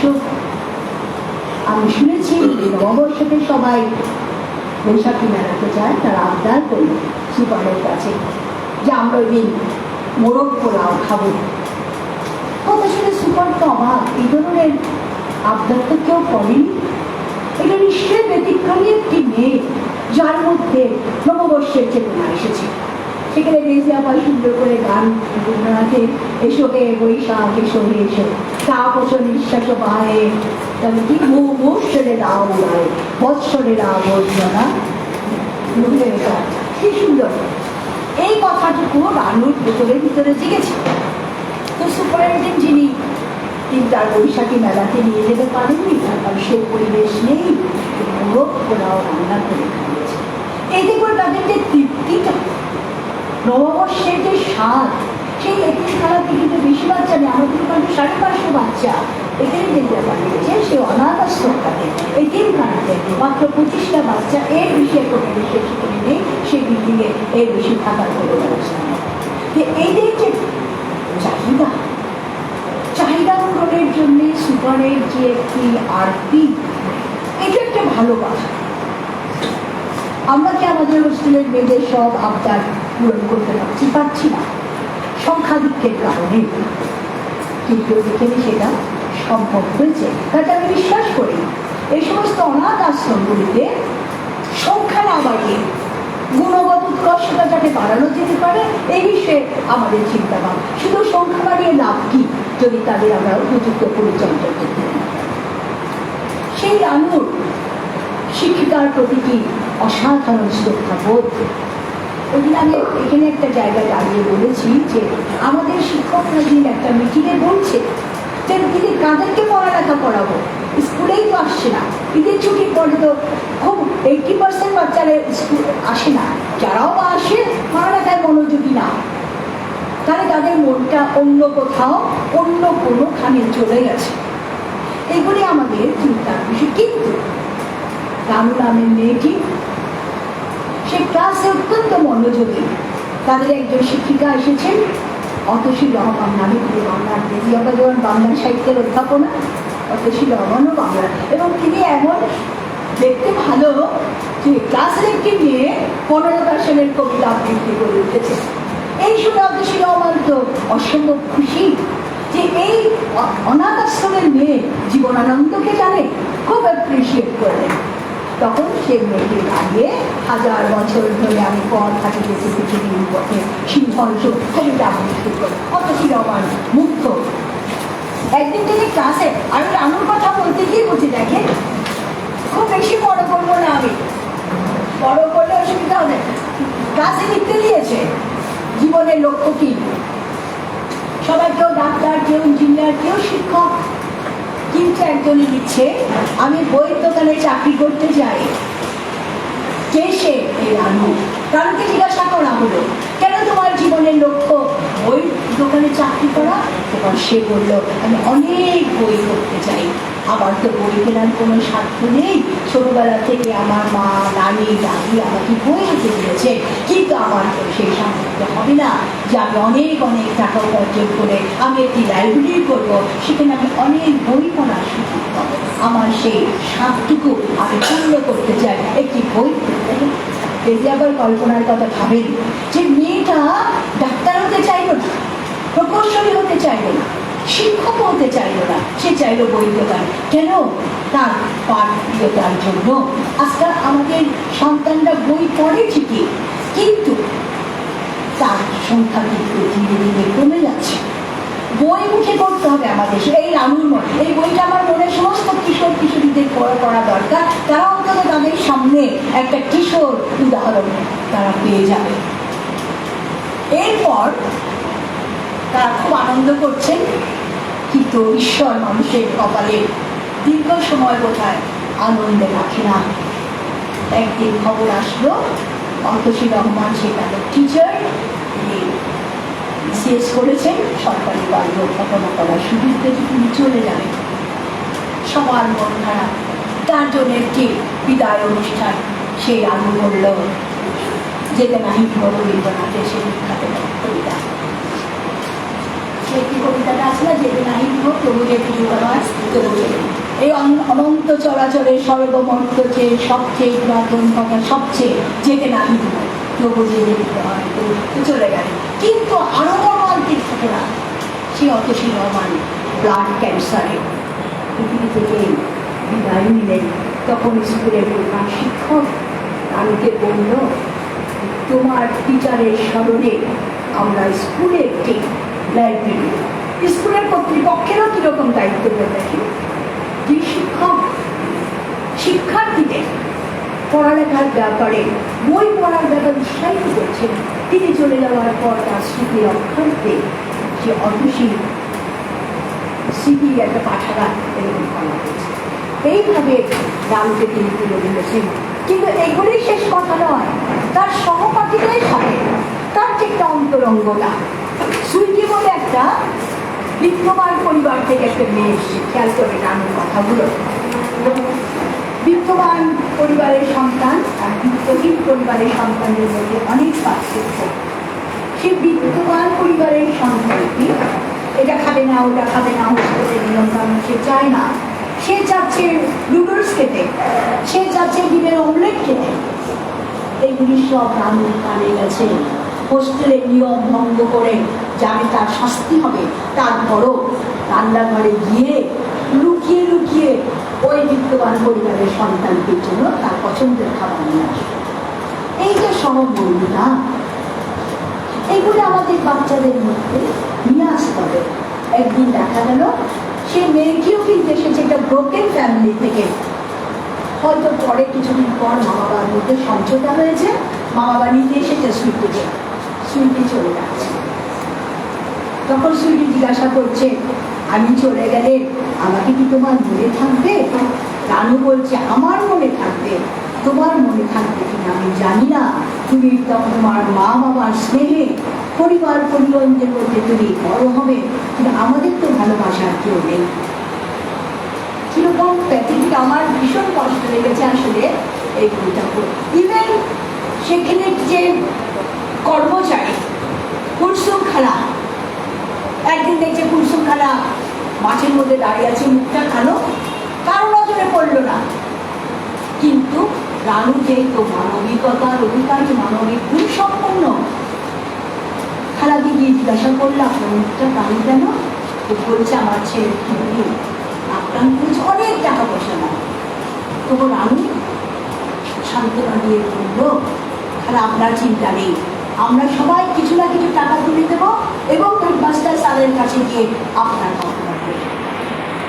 হেডমাস্টার স্যার অত্যন্ত আনন্দিত হলেন যে আমরা তো এরকম শিক্ষার্থী চাই, যে শিক্ষার্থীটা কেবল নিজের কথা ভাববে না, যে শিক্ষার্থীটা অন্যের কষ্টের কথা ভাববে, অন্যের কষ্টকে ফিল করবে, সেই কষ্ট দূর করবার জন্য এগিয়ে আসবে। তো এই ধরনের বিষয়গুলো আমরা ডেজিয়াপার আলোকের ঝর্ণাধারা, আলোকের ঝর্ণাধারাটা তাহলে কে বলে? এই রানুটাই হচ্ছে আলোকের ঝর্ণা। তার ভিতর থেকে অল্প বয়সে যেভাবে আলোর ছোটা বিচ্ছুরিত হয়েছে, সেই আলোর ছটাতে আমাদের ভিতরে যত গ্লানি, আমাদের ভিতরে যত কালিমা, আমাদের ভিতরে যত পড়ার প্রতি অনীহা, শিক্ষককে অমান্য করার একটা ভাবনা, এইগুলি কিন্তু দূর হয়ে যাবে। তো আমি বইটা প্রকাশের জন্য রাজিয়া প্রকাশনকে আমি ধন্যবাদ জানাচ্ছি। এর মধ্যে রাজিয়া প্রকাশন অনেক ভালো ভালো বই তারা প্রকাশ করে প্রশংসা পেয়েছে। সাথে এখানে বসে আছে যে আরেকজন সেবাত, আরও একটি বই প্রকাশন অনুষ্ঠান হবে, আপনার সেই বইটার আলোচনা শুনবেন। আজকে আসলে টায়ার্ডও লাগছে একটু। রেজিয়াপা আমি এখানে শেষ করছি। রেজিয়াপার জন্য আমার অনেক শুভকামনা, শুধু আজকের জন্য না, 365 দিনে 365 দিন আমি এনাদবাজার মহিলা কলেজে যারা আমার অত্যন্ত কাছের ছিলেন, নীলুফার আপার সহ, তাদের সবার জন্য আমার শুভকামনা থাকে। আর আপনারা আপনাদের বাড়িতে যারা ছোট রয়েছে, আপনাদের এই বইটা অবশ্যই তাদেরকে পড়াবেন। কেন? আমরা শুধু বড় বড় মনীষীদের কাছে থেকে জানতে হতে পারি না, তাদের সমবয়সী যে মানবিকতার বৃক্ষ, মানবিক চেতনা সম্পন্ন, সেই ধরনের তিনি স্টেজ, তাদের জন্য তিনি বলেছেন আমাদের রেজিয়াপা এই বইটাকে। তো আপনারা এই বইটা কিনে নেবেন। কেমন কিনে নেবেন? কেন? আপনাদের সাথে, যাতে আপনার সন্তানটি কেবল মোবাইলের মধ্য দিয়ে সময় না কাটিয়ে এই ধরনের এই পদ্যের পদ্য, আলোকের ঝর্ণাধারা, মনের সাথে জাল হারিয়ে সমস্ত শিশুযোগ্য বই মিলে আপনার তাদেরকে পড়তে দেবেন। বই পড়ার তো কোনো বিকল্প নেই। আলোকের ঝর্ণাধারায় ডুবিয়ে দাও আপনাকে ডুবিয়ে রাখা ধুলায় ঢাকা, ডুবিয়ে দাও আলোকের ঝর্ণাধারায় ডুবিয়ে দাও। সবাই ভালো থাকবে। ধন্যবাদ আমাদের দিদি, চমৎকার আলোচনা এবং সর্বশেষ যে গানের সুরে তিনি তার আলোচনাটা শেষ করবেন। আমাদেরকে মাতিয়ে রেখেছেন, মাতিয়ে দিয়েছেন। আমাদের এলিজাবেথ আরিফা মুবাশশিরা বইয়ের আলোচনা করতে গিয়ে তিনি যে কথাগুলো বললেন, খুবই গুরুত্বপূর্ণ কথা। আমরা সেই কথাগুলো আমাদের মনের মধ্যে রাখার চেষ্টা করব এবং তার যে পরামর্শ, এই পরামর্শ মতো আমাদের এই বইয়ের যে গ্রাণু চরিত্র, সেই গ্রাণু চরিত্রের মাধ্যমে আমাদের বাংলাদেশের যে কিশোরী চরিত্রের যে একটা ছায়া আমরা দেখতে পাই, এটা একটা ভালো ছায়া। ওই ছায়া পর্যন্ত আমাদের সমাজে শিক্ষিত ছায়া আমরা রাখছি। আমরা দুটো বইয়ের উপর আলোচনা করলাম, একটা হচ্ছে পদ্মের পদ্ম, আরেকটা হচ্ছে আবেগের ধারা। বাকি আরেকটা বই আছে সৈয়দা সেলিমা আক্তারের মনের সাথে যাই হারি। এই বইয়ের উপর আলোচনা করবেন আমাদের আরেকজন প্রিয় লেখক মহিবুল আজিজ, তিনি বইয়ের উপর আলোচনা করবেন, পাশাপাশি তার নিজের বক্তব্যটাও তিনি উপস্থাপন করবেন। তার বইয়ের উপর যে আলোচনা করেছেন বিপুলতা, সেই বিপুলতার আলোচনা পরিপ্রেক্ষিতে তার প্রতিক্রিয়াটাও ব্যক্ত করবেন। আমি ডক্টর মহিবুল আজিজকে অনুরোধ জানাচ্ছি তারা আলোচনা করবেন। আসছেন ডক্টর মহিবুল আজিজ।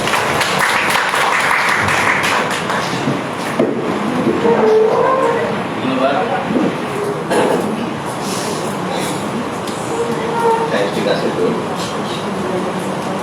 তিন গ্রন্থের প্রকাশনা উৎসব, রাজীয় প্রকাশনের আজকে এই দুটি বই, অনেক সুন্দর আলোচনা শুনলাম এবং আজকে যারা উপস্থিত আছেন এখানে তাদেরকে আমরা অনেক আগে থেকেই চিনি, সবাইকে সব পরিচিত মুখ।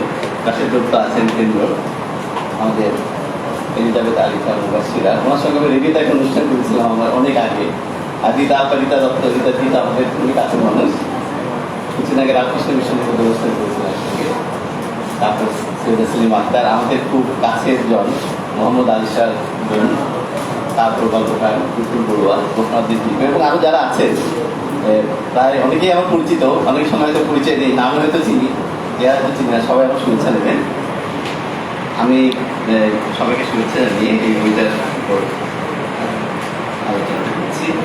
কিছুদিন আগেই আসলে গোপনাথকে আমি চিনি অনেক আগে, আমি যখন ঘাটপাড়াতেই থাকতাম, একদিন গোপনাথ এসে আমার দরজা নক করে বললো আমি অমুক লোককে চাইছি। আমি বললাম আমি সেই লোক, আমি আপনাদের লেখা চাই।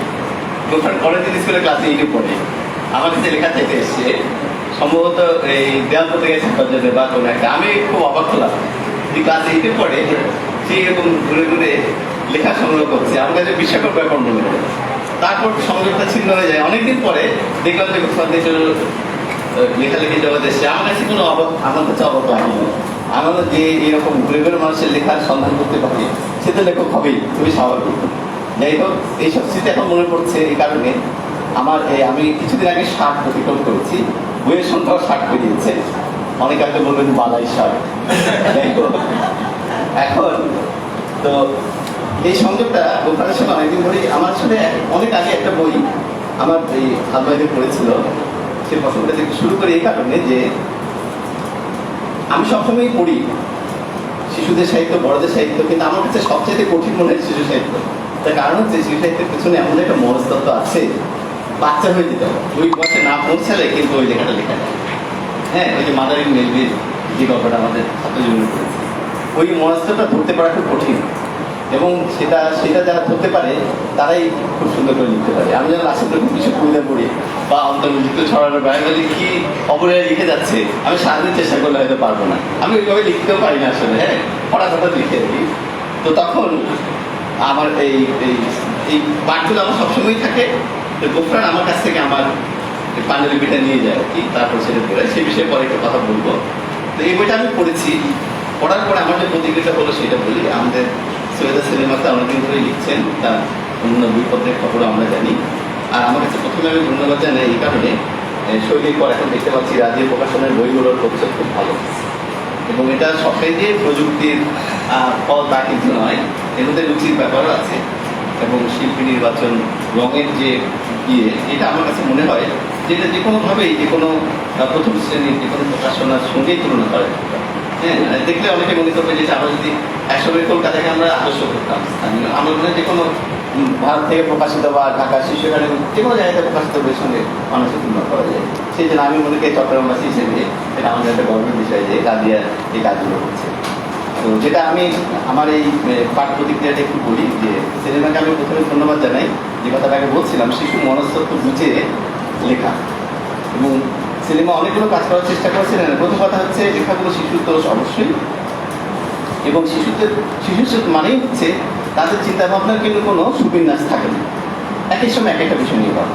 এই হয়তো বৃষ্টি ভালো লাগলো, এই হয়তো একটা পরি ভালো, এই হয়তো গান শুনছে, এই হয়তো বলছে এখন একটা সুন্দর একটা মজা খাবার।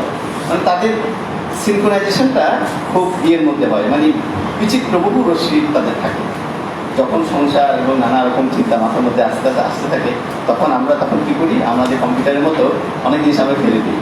তখন আস্তে আস্তে আমরা আমাদের রেখাগুলো কমে যায়, অপশনগুলো কমে যায়, আমরা আস্তে আস্তে সীমাবদ্ধ জায়গায় চলে আসি। কিন্তু শিশুদের এটা হচ্ছে তাদের স্বাধীনতা, যদি তারা জানে না যে তারা স্বাধীন, এটা একটা দুঃখজনক দিক। তো এটা এই মনস্তত্ত্বগুলো আমি দেখতে পাচ্ছি যে সেলিম আক্তার সুন্দরভাবে এটা ইয়ে করছেন। এবং আমার তার কন্যাকে আমি দেখেছি অনেক ছোট থেকে, সেলিমা তার শিশুকে প্রায় সময় বিভিন্ন মেলায় গেলে দেখতাম, এখন দেখতে পাচ্ছি যে এখন কোলে নিতে হচ্ছে না, এটা একটা সুখবর, কোলে নিয়ে দিচ্ছে।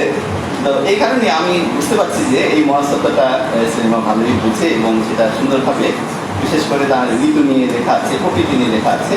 তারপরে একই সঙ্গে যেটা আমরা আশা করি যে একটা শিশু, যে আমাদের বাংলাদেশের শিশু, সে বাঙালি, আমাদের এই জীবন, এই সমাজ, এই সংস্কৃতি, তার একটা যে কোনো শিশুর লেখার মধ্যেও একটা লক্ষ্য থাকা উচিত। সেটা থাকবে অনেকটা সমান্তরালভাবে, উপদেশমূলক নয় আর কি, মানে এটা এক ধরনের সচেতনতা। এই জিনিসটা আমি সিনেমার মধ্যে দেখেছি যে জোর করে যেটা আমরা আরোপিত করি সেই জিনিসটা নাই।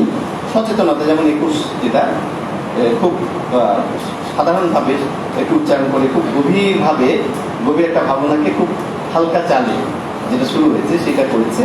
এই জিনিসগুলো আমার কাছে খুব ভালো লেগেছে, যে মাকে নিয়ে আছে, বসন্ত, প্রকৃতি, বিশেষ করে তার যে ছোট ছোট বেড়ায় যে ইয়েগুলো দেখা। ছোট্ট একটা ছড়া আমি পড়ে শোনাই, যেমন কুল গাছের ছড়াটা, কুল গাছে ঢিলটি মেরে কাঁচা পাকা কুল পেড়ে মরিচ আর লবণ মেখে দুষ্টু পোকা বলে চেখে পাশের বাড়ির গাছের কুল খেতে মজা করছে। এগুলো কিন্তু বাচ্চারা, বিশেষ শিশুরা খুব পছন্দ করে এই সমস্ত ছড়া, কারণ তাদের মনের যে প্রতিধ্বনি সেগুলোই যেন এই ছড়াগুলোর মধ্যে আমরা দেখতে পাই। কিংবা নজরুলকে নিয়ে লেখা, আমরা যদি বড়দের মনস্তত্ত্ব নিয়ে বা বড়দের চাহিদা নিয়ে, বড়দের এক্সপেকটেশন নিয়ে, হ্যাঁ, বা বড়দের দৃষ্টিভঙ্গি নিয়ে এই ছড়াগুলো পড়তে যাই, তাহলে কিন্তু আমরা সেখানে ঢুকতে পারবো না। হ্যাঁ, কারণ এখানে এটা ওই বয়সের এবং ওই মনস্তত্ত্বের ব্যাপারটা এর মধ্যে আছে, এটা আমাদের বুঝতে হবে। এবং আমি শিশুদের ছড়া আমার ছেলেকে ওই সময় আমি পড়াই, এই সমস্ত বই কিনে দিই, পড়াই, এবং লক্ষ্য করি যে সে কোন বিষয়গুলো তাকে আকর্ষণ করে। এবং দেখি কোথাও যদি কোনো প্রকৃতির, বিশেষ করে শহরের ছেলেমেয়েদের এগুলো হয়, গ্রামীণ প্রকৃতি, এগুলো কিন্তু আজকাল আমাদের ছেলেমেয়েরা একটু এগুলো যায়। হ্যাঁ, একটা গ্রামের মধ্যে একটা মেলা হচ্ছে, দেখি যে সে ওই জায়গাটা নিয়ে পড়তে পারবে, তার মানে সে খুব কৌতূহলী এই জিনিসগুলো। হ্যাঁ, আমাকে একদিন আমার ছেলে একটা ছড়া করে বলছে, আরো কয়েক বছর আগে, নাগরদোলা জিনিসটা, নাগরদোলা দেখে। হ্যাঁ, তো এটা বিশেষ ব্যাপার, এটা শিশু শহরে নাগরদোলা চেনে না। তো এই জিনিসগুলো এই লেখার মধ্যে যখন আসে, ছোটখাটো সাধারণ বিষয়, আমার মনে হয় যেন আমাদের এই ছড়াকার তিনি তার এই ঐতিহ্যগুলো মনে রাখছেন, স্বদেশের বিষয়গুলো মনে রাখছেন।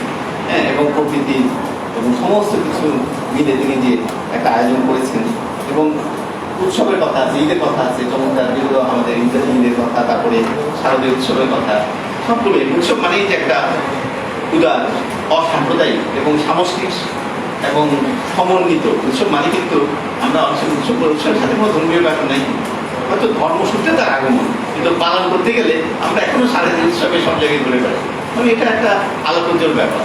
হ্যাঁ, মনের ভেতরে একটা জানলা খুলে দেয়, নানান জায়গায় ঘুরতে আমার ভালো লাগে। সেটা দুর্গা পুজো হতে পারে, শারদীয় দুর্গা, বুদ্ধ পূর্ণিমা হতে পারে, হ্যাঁ, ক্রিসমাস হতে পারে, বড়দিনে ক্রিসমাস। আমি ইংল্যান্ডে যখন ছিলাম, অদ্ভুত, আমি যখন লেখাপড়া করছি, কম্পিউটারে কাজ করছি, তখন 24 তারিখ হঠাৎ করে আমি শুনি ক্যারলের শব্দ, ক্রিসমাস ক্যারল বাচ্চারা গাইছে। আমার মনে হচ্ছে কোন দিন দিয়ে গিয়ে যাচ্ছে, হঠাৎ আমার ধৈর্য নক করেছে। হ্যাঁ, আমি তাদের খুলে দিলাম, দেখি যে ওরা ক্যারল গিয়ে থামলো, হাতে একটা প্লেট, মানে তারা কালেক্ট করছে আর কি। তো ওখানে চকলেটও আছে, চকলেটও ওদেরও আছে, কেউ যদি চকলেট না দেয় ওরা উল্টো দেয়। হ্যাঁ, তা আমি আমার ঘর থেকে আমি ওদেরকে কিছু পয়সা দিলাম, কিছু চকলেট দিলাম, ওরা খুব খুশি হয়ে চলে গেল। এই যে উৎসবের যে ব্যাপারটা, এখন আমি বাংলাদেশ থেকে এসেছি, ক্রিসমাসে তো আমার উৎসব নয়, এইভাবে যদি আমি চিন্তা করি তাহলে কিন্তু এই উৎসবে আনন্দ দিতে পারে না। তো আমার এই সেলিম আক্তারের এই বইতে এই উৎসবের বাঙালির উৎসব, চিরঞ্জনতা, শাশ্বত জীবন, এই দিকগুলো আছে, প্রকৃতি আছে, অর্থাৎ একটি শিশু মন যা যা ভাবতে চায় এবং তার ভিতরে যে স্বদেশির যে উপাদানগুলো, এগুলো সবাই ভাবে। যেমন একটা প্রভাত ফেরি কেন হয়, একটা বাচ্চা জানতে চায়, এবং আমরা যারা সচেতন বাবা মা, আমরা কিন্তু তাদেরকে খুব ইতিবাচক ভাবে সেগুলো বলে। হ্যাঁ, আমার ছেলে এই খবর শুনছে আব্দুল গাফার মারা গেছে, তো ওর মনে ছিল যে একটা গান লিখেছে, আমার ভাই রক্তে রাঙানো চুল দিয়েছে আদামো, তখন কিন্তু বলছে আমাকে, বলছে যে আমার ভাই রক্তে রাঙানো উনি মারা গেছে। এই যে সচেতনতাটা, এটা কিন্তু সাহিত্য পাঠের ভেতর দিয়ে কিন্তু আসে। হ্যাঁ, তো আমি সেলিম আক্তারকে ধন্যবাদ জানাই এবং অভিনন্দন জানাই যে বইটার মাধ্যমে যে আমি কিছু পড়তে যাচ্ছে, এটার মাধ্যমে যে উপাদানগুলো তিনি নিয়েছেন এগুলো শিশু দোষ, এবং কোনো কোনো জায়গায় একটু কিশোর ভাব আছে, কিন্তু সেইগুলো তিনি ছন্দের যে চটুলতা দিয়ে সেটা তিনি, ভাবটা হয়তো কিশোরদের মনে হয়, কিন্তু ছন্দটা একটু চটুল হাতে সেটা মানে শিশুদের সেটা ভালো লাগবে। তো এই ব্যাপারগুলো আমাদের আছে এবং তিনি, তাকে আমি ধন্যবাদ জানাই। তার ভবিষ্যতে এই যে বৈচিত্র্যগুলো, এই বিন্যাসগুলো তিনি অব্যাহত রাখবেন। এবং আমি আসার আগে, আমি আসলে কালকে আমার দিন ঠিক আছে, রাত 11টায় ইউনিভার্সিটি এসেছি, আজকে আবার সকালবেলা একটা পিএইচডি ভাইবা, উনি এত ব্যস্ত, সৈয়দ আজিজুল হক, উনি ক্যাম্পাসে যেতে পারেননি কারণ ক্যাম্পাস শনিবার বন্ধ, চারুকলায় পরীক্ষা নিয়েছি, এদিকে প্লেনে টার্বুলেন্স হয়ে সেই প্লেন ছাড়ছে 1 ঘন্টা পরে। আমি ঘরে এসেছি,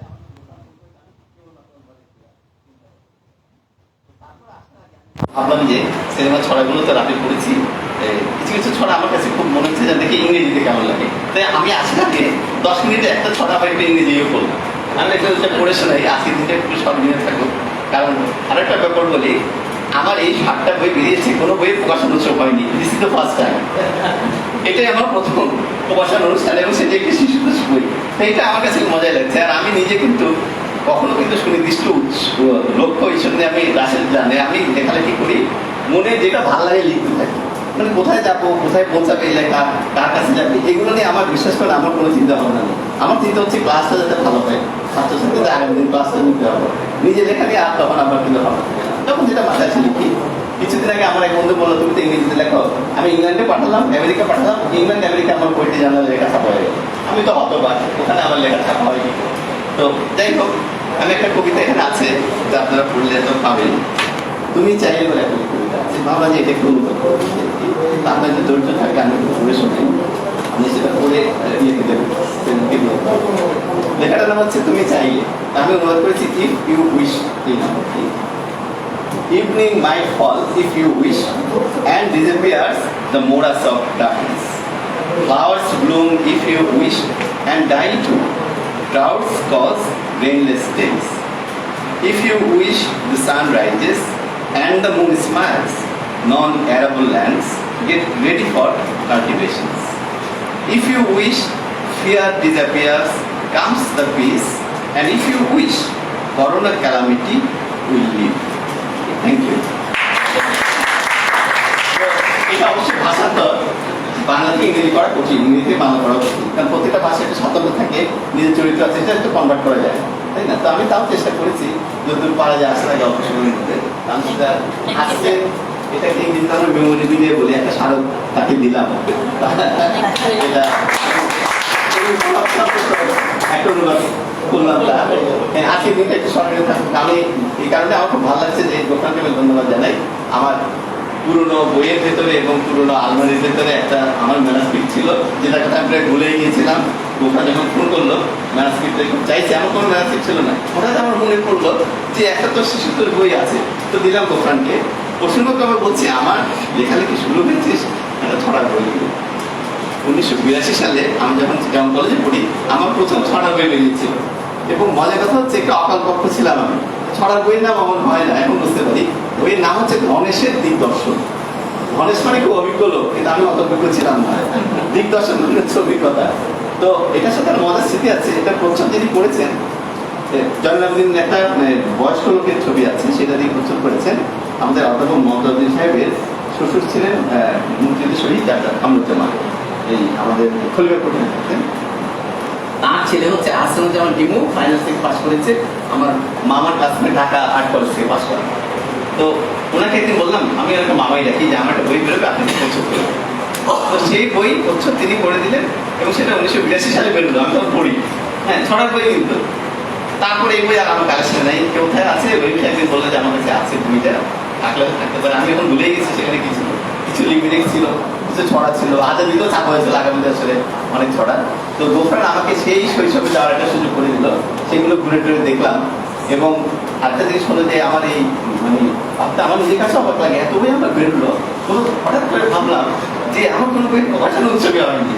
এবং এটা একটা মজার ব্যাপার যে 60 বছর বয়সে 60টা বই লেখার পরে অন্তত প্রকাশনা উৎসবের গৌরব অর্জন করলাম।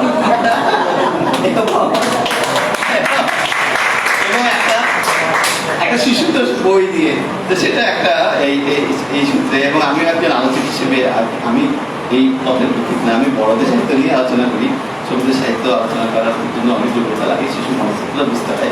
আমার সন্দেহ আমার সেগুলো আছে। যাই হোক, আমাকে যে সুযোগ করে দেওয়া হয়েছে, এবং প্রথমে আমি ধন্যবাদ জানাই আমার বইটা প্রকাশ করার জন্য, আমি খুবই গর্ব। এবং এই ধরনের আলোচনায় যে আমাকে সুযোগ করে দেওয়া হলো, সেই জন্য আমি ধন্যবাদ জানাই। এবং আপনারা যারা আমার কথা এতটা ধৈর্য ধরে শুনেছে, তাদের সবাইকে আমার অন্তর থেকে আন্তরিক ধন্যবাদ জানাই। আপনারা সবাই সুস্থ থাকুন, সুন্দর থাকুন, শুভকামনা। ধন্যবাদ।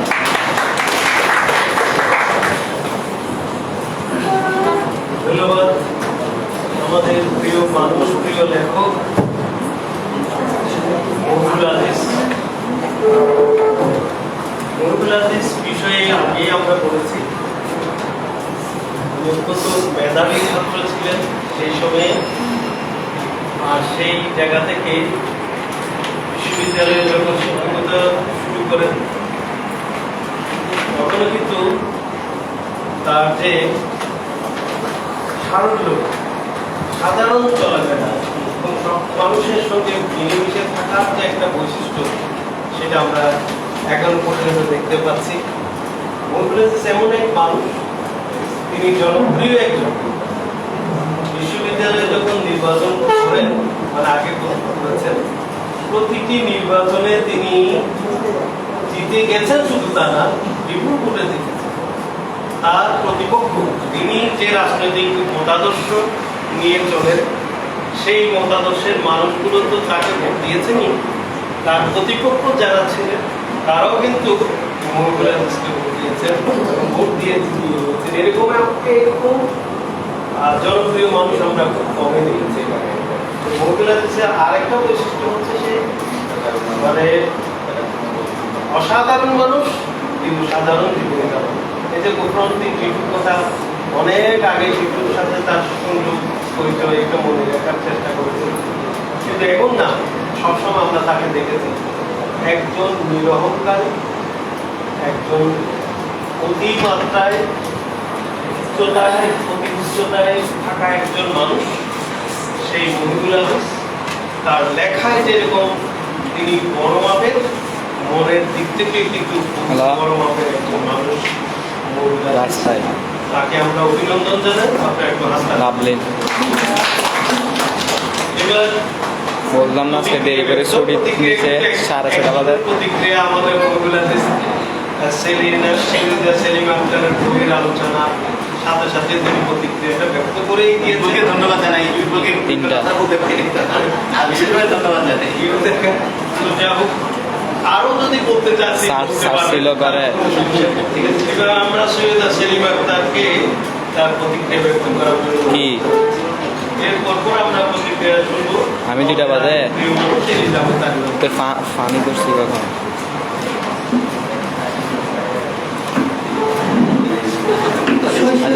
যাচ্ছি জি। পুকুর বাগান, খেলতে লেখালেখি। আমার প্রথম ছড়া পুকুরে বাগানে, ছাপা হয় মুকুরমালার বই। বড় ভাইয়ের ছেলেদের সেই থেকে লেখালেখির ভূত মাথায় চেপে গেছে। বাড়িতে বই পড়া লেখালেখির আবহ দেখেছি, তখন লন্ড্রিতে কাপড়ের সাথে প্লেন কাগজ দিত নিউজ পেপার, সেগুলো জমিয়ে লিখতে দেখতাম ভাইয়াকে। সিংহবেলা ছিল সংগ্রহশালা বইয়ের, বাবা খুঁটিয়ে খুঁটিয়ে পত্রিকা পড়তেন। লেখা ছাপা হলে কাটতে দিতেন না, জেরক্স করতে বলতেন। তখন আইপিএস ছিল না, রাতে হারিকেন জেলে কোন বদরুন বই পড়তে একটা কৌশল অবলম্বন করে ওর পাশটাতে আলো আসতো, বাকি পাশটাতে কাগজে ঠেকে রাখতো যাতে অন্যদের অসুবিধা না হয়। জন্মদিন আমরা এক অপরকে বই দেখার চল ছিল আমাদের পরিবারে। আমার নানি নিহারঞ্জনের খুব ভক্ত ছিলেন, মাও বেগম করতে ভালোবাসতেন। আমার স্বপ্ন রাজ্য, বইয়ের রাজ্য।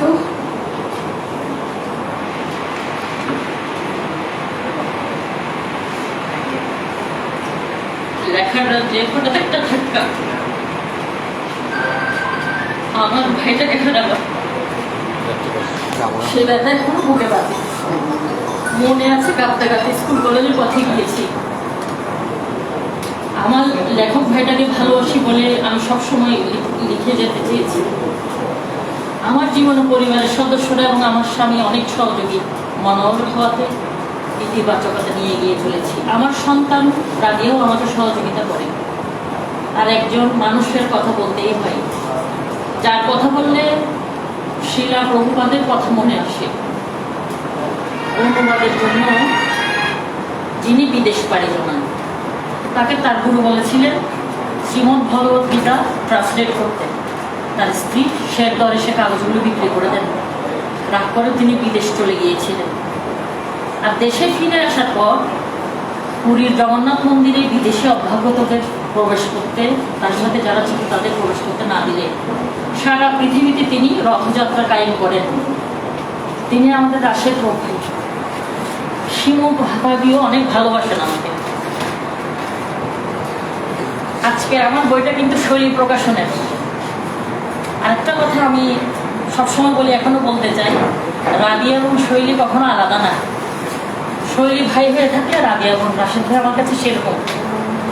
শৈলীর আমি সব কিছু থাকার আমার একটা চেষ্টা থাকে যতটুকু পারি।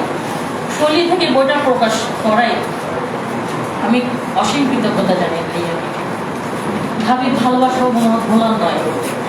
তিনি যেমন প্রস্তাবনা, সঞ্চালনা এবং তার তুলনা হয় না। এই বইয়ের কাজের মধ্যে ভাইয়া যেটা অ্যাকসেপ্ট করেছেন আমাকে বই বের করতে, এটাতে আমার লেখার, আমি যেমন পরীক্ষায় লেখাপড়া করে পাণ্ডুলিপি রেডি করার জন্য আমি লেখাপড়ার মতো বসে দিয়েছিলাম, কত তাড়াতাড়ি দিতে পারি। উনি হচ্ছেন সেই শক্তি আমাদের। এই জন্য আমি তাকে শিলা প্রভুপাদের জায়গায় বসাতে চাই। কামাল ভাই,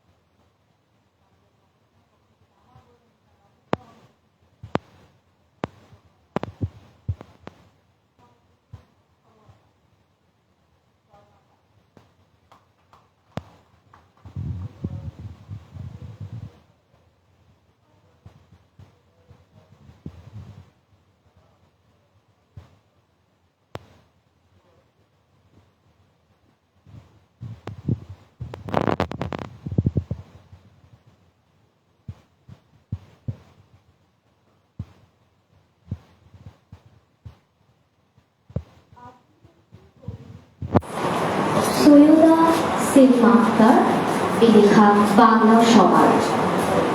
জ্বলছে কি রংপুর, যিনি তারা চলছে, শান্তির দেশে এসব কি চলছে? এভাবে ছাড়তে হবে প্রিয় পিঠে মাটি, ভেঙে যাবে কাঁসর থালা পিতলের বাটি, স্বদেশ ছেড়ে যাবে প্রিয় ভিটে মাটি, লুটে পুটে খেতে চাস বাগান পরিপাটি। অবচিন্তা বন্ধ কর, পার পাবি না আর, ভালোবাসার বাংলাতে চাই সবার অধিকার। ধন্যবাদ।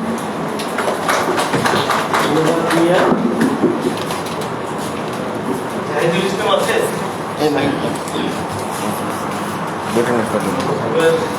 মহিবুল আজিজের একটা কবিতা আবৃত্তি করার জন্য অনুরোধ জানাচ্ছি জাহিদুল ইসলাম।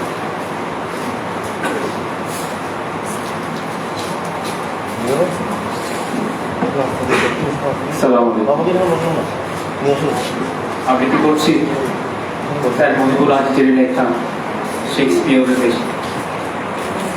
আবহন নদীর তীরে স্টার্টফোর্ড শহর, চারদিকে তার ছড়ানো শুধু মূর্তির বহর।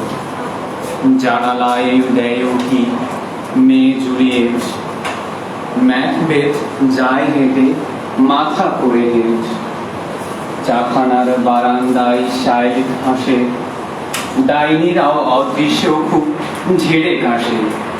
কে ওই সংশয়ে তোলে ভাগ্য পাপে, দিনেমারেদের রাজা প্রিয় হ্যামলেট।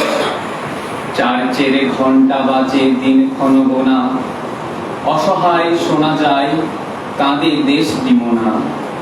গ্রীষ্মের মধ্যরাতে কে বাজায় ছিল, রুমালের অন্বেষণে প্রবল ওঠেল। মেয়েদের ভিড় ঘিরে সম্রাট ইয়ার, ব্রুটাসের ছায়াতলে জুলিয়াস সিজার। সবাই শহরে আছে, সব স্থির চিত্র, কবি শেক্সপিয়রের নাট্য চরিত্র। জীবন্ত নাট্য মঞ্চ সে তোমারই কথাই, মার্বেল পাথরে তুমি আমরা হেঁটে যাই। ধন্যবাদ। ধন্যবাদ জাহিদুল ইসলাম। আমরা একেবারে অনুষ্ঠানের শেষ পর্যায়ে এসে পৌঁছেছি। এবারে বক্তব্য রাখার জন্য অনুরোধ জানাচ্ছি আমাদের প্রিয় মানুষ, সাহিত্যিক উদ্ভাবক আসছেন। উদ্ভাবক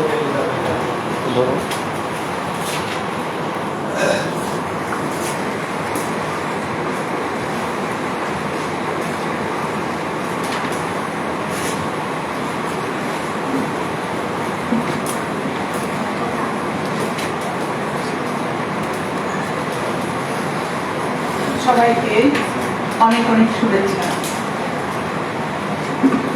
মন্ত্রী বরিষ্ঠ সভাপতি, সবার প্রিয়, সর্বজনপ্রিয় জনাব রাশিদ এবং বিশিষ্ট অতিথি যারা আছেন সবাই স্বনামধন্য।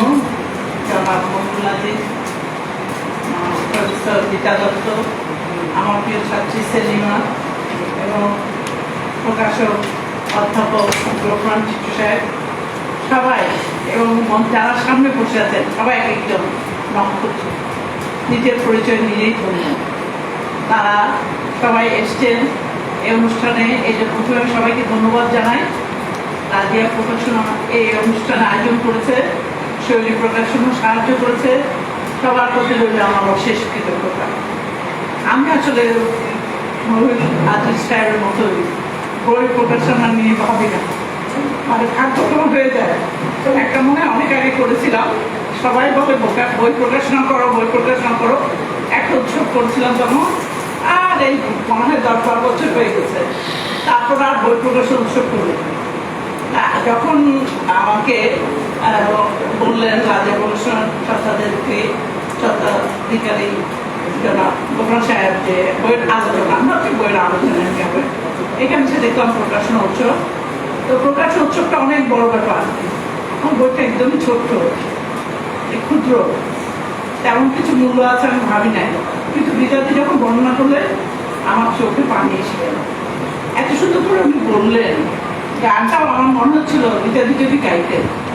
এত সুন্দর আলোকের ছড়াটায় ধুয়ে দাও। এটা ছোটবেলা থেকে আমার মনের মধ্যে কেন জানে বাঁচত, যখন শুনতাম আমার সবসময় মনে হতো সূর্যের ক্রিয়াও যেমন সবকিছু পরিচ্ছন্ন করে দেয়, সবকিছু মলিনতা দূর করে দেয়, সেই রকম আমরা যদি আমাদের মনের মলিনতা দূর করে দিতে পারি, সমাজকে স্নিগ্ধ করে তুলতে পারি, পরিচ্ছন্ন করে তুলতে পারি, তবেই একজন মানুষ হিসাবে আমাদের সার্থকতা।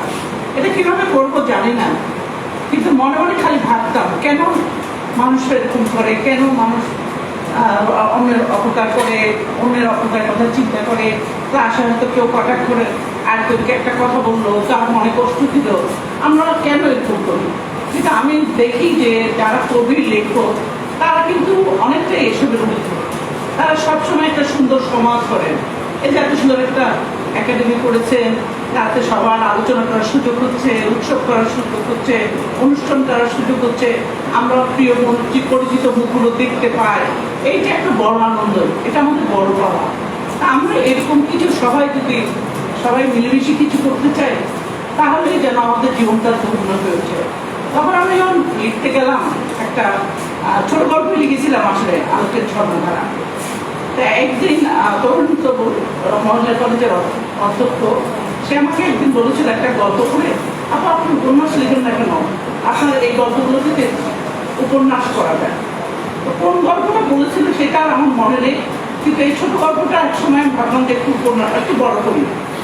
তো বড় করে উপন্যাস আর করতে চাই না, কারণ অত বড় আগ্রহ নেই আমার লেখা। আমি ভাবলাম এমনি একটি বড় গল্প লিখতে। ওই বড় গল্প লিখতে গেছিলাম, এর একটা কারণও ছিল। অনেক আগে আমাদের বাসায় একটা বিলাস হয়েছিল, তখন মানুষের শেষ খতম করার জন্য ছোট ছোট বাচ্চা ছেলে ওদেরকে আমাদের বাসায় আনা হয়েছিল। এই বাচ্চাগুলোকে পুরা পড়ে 1 ঘন্টার মধ্যে বোধহয় 1 ঘন্টাও লাগেনি, ওরা সব শেষ করেছিল। তা ওরা দেখে আমার শোকেসে পুতুলগুলোর দিকে তাকাচ্ছে, খেলনাগুলোর দিকে তাকাচ্ছে, ওদেরকে সবাইকে আমি টাকা দিয়েছি আলাদা করে, কারণ মনুষ্যরা যদি ওদেরকে টাকা না দেয় ওই জন্য। কিন্তু পরে শুনেছি ওই টাকাগুলো নাকি মনুষ্যরা নিয়ে নেন, সত্যি কিন্তু আমি জানি না, কিন্তু আমি তখন যদি নিয়ে নেন এইভাবে বাচ্চাগুলোকে আলাদা করে টাকা দিয়েছি।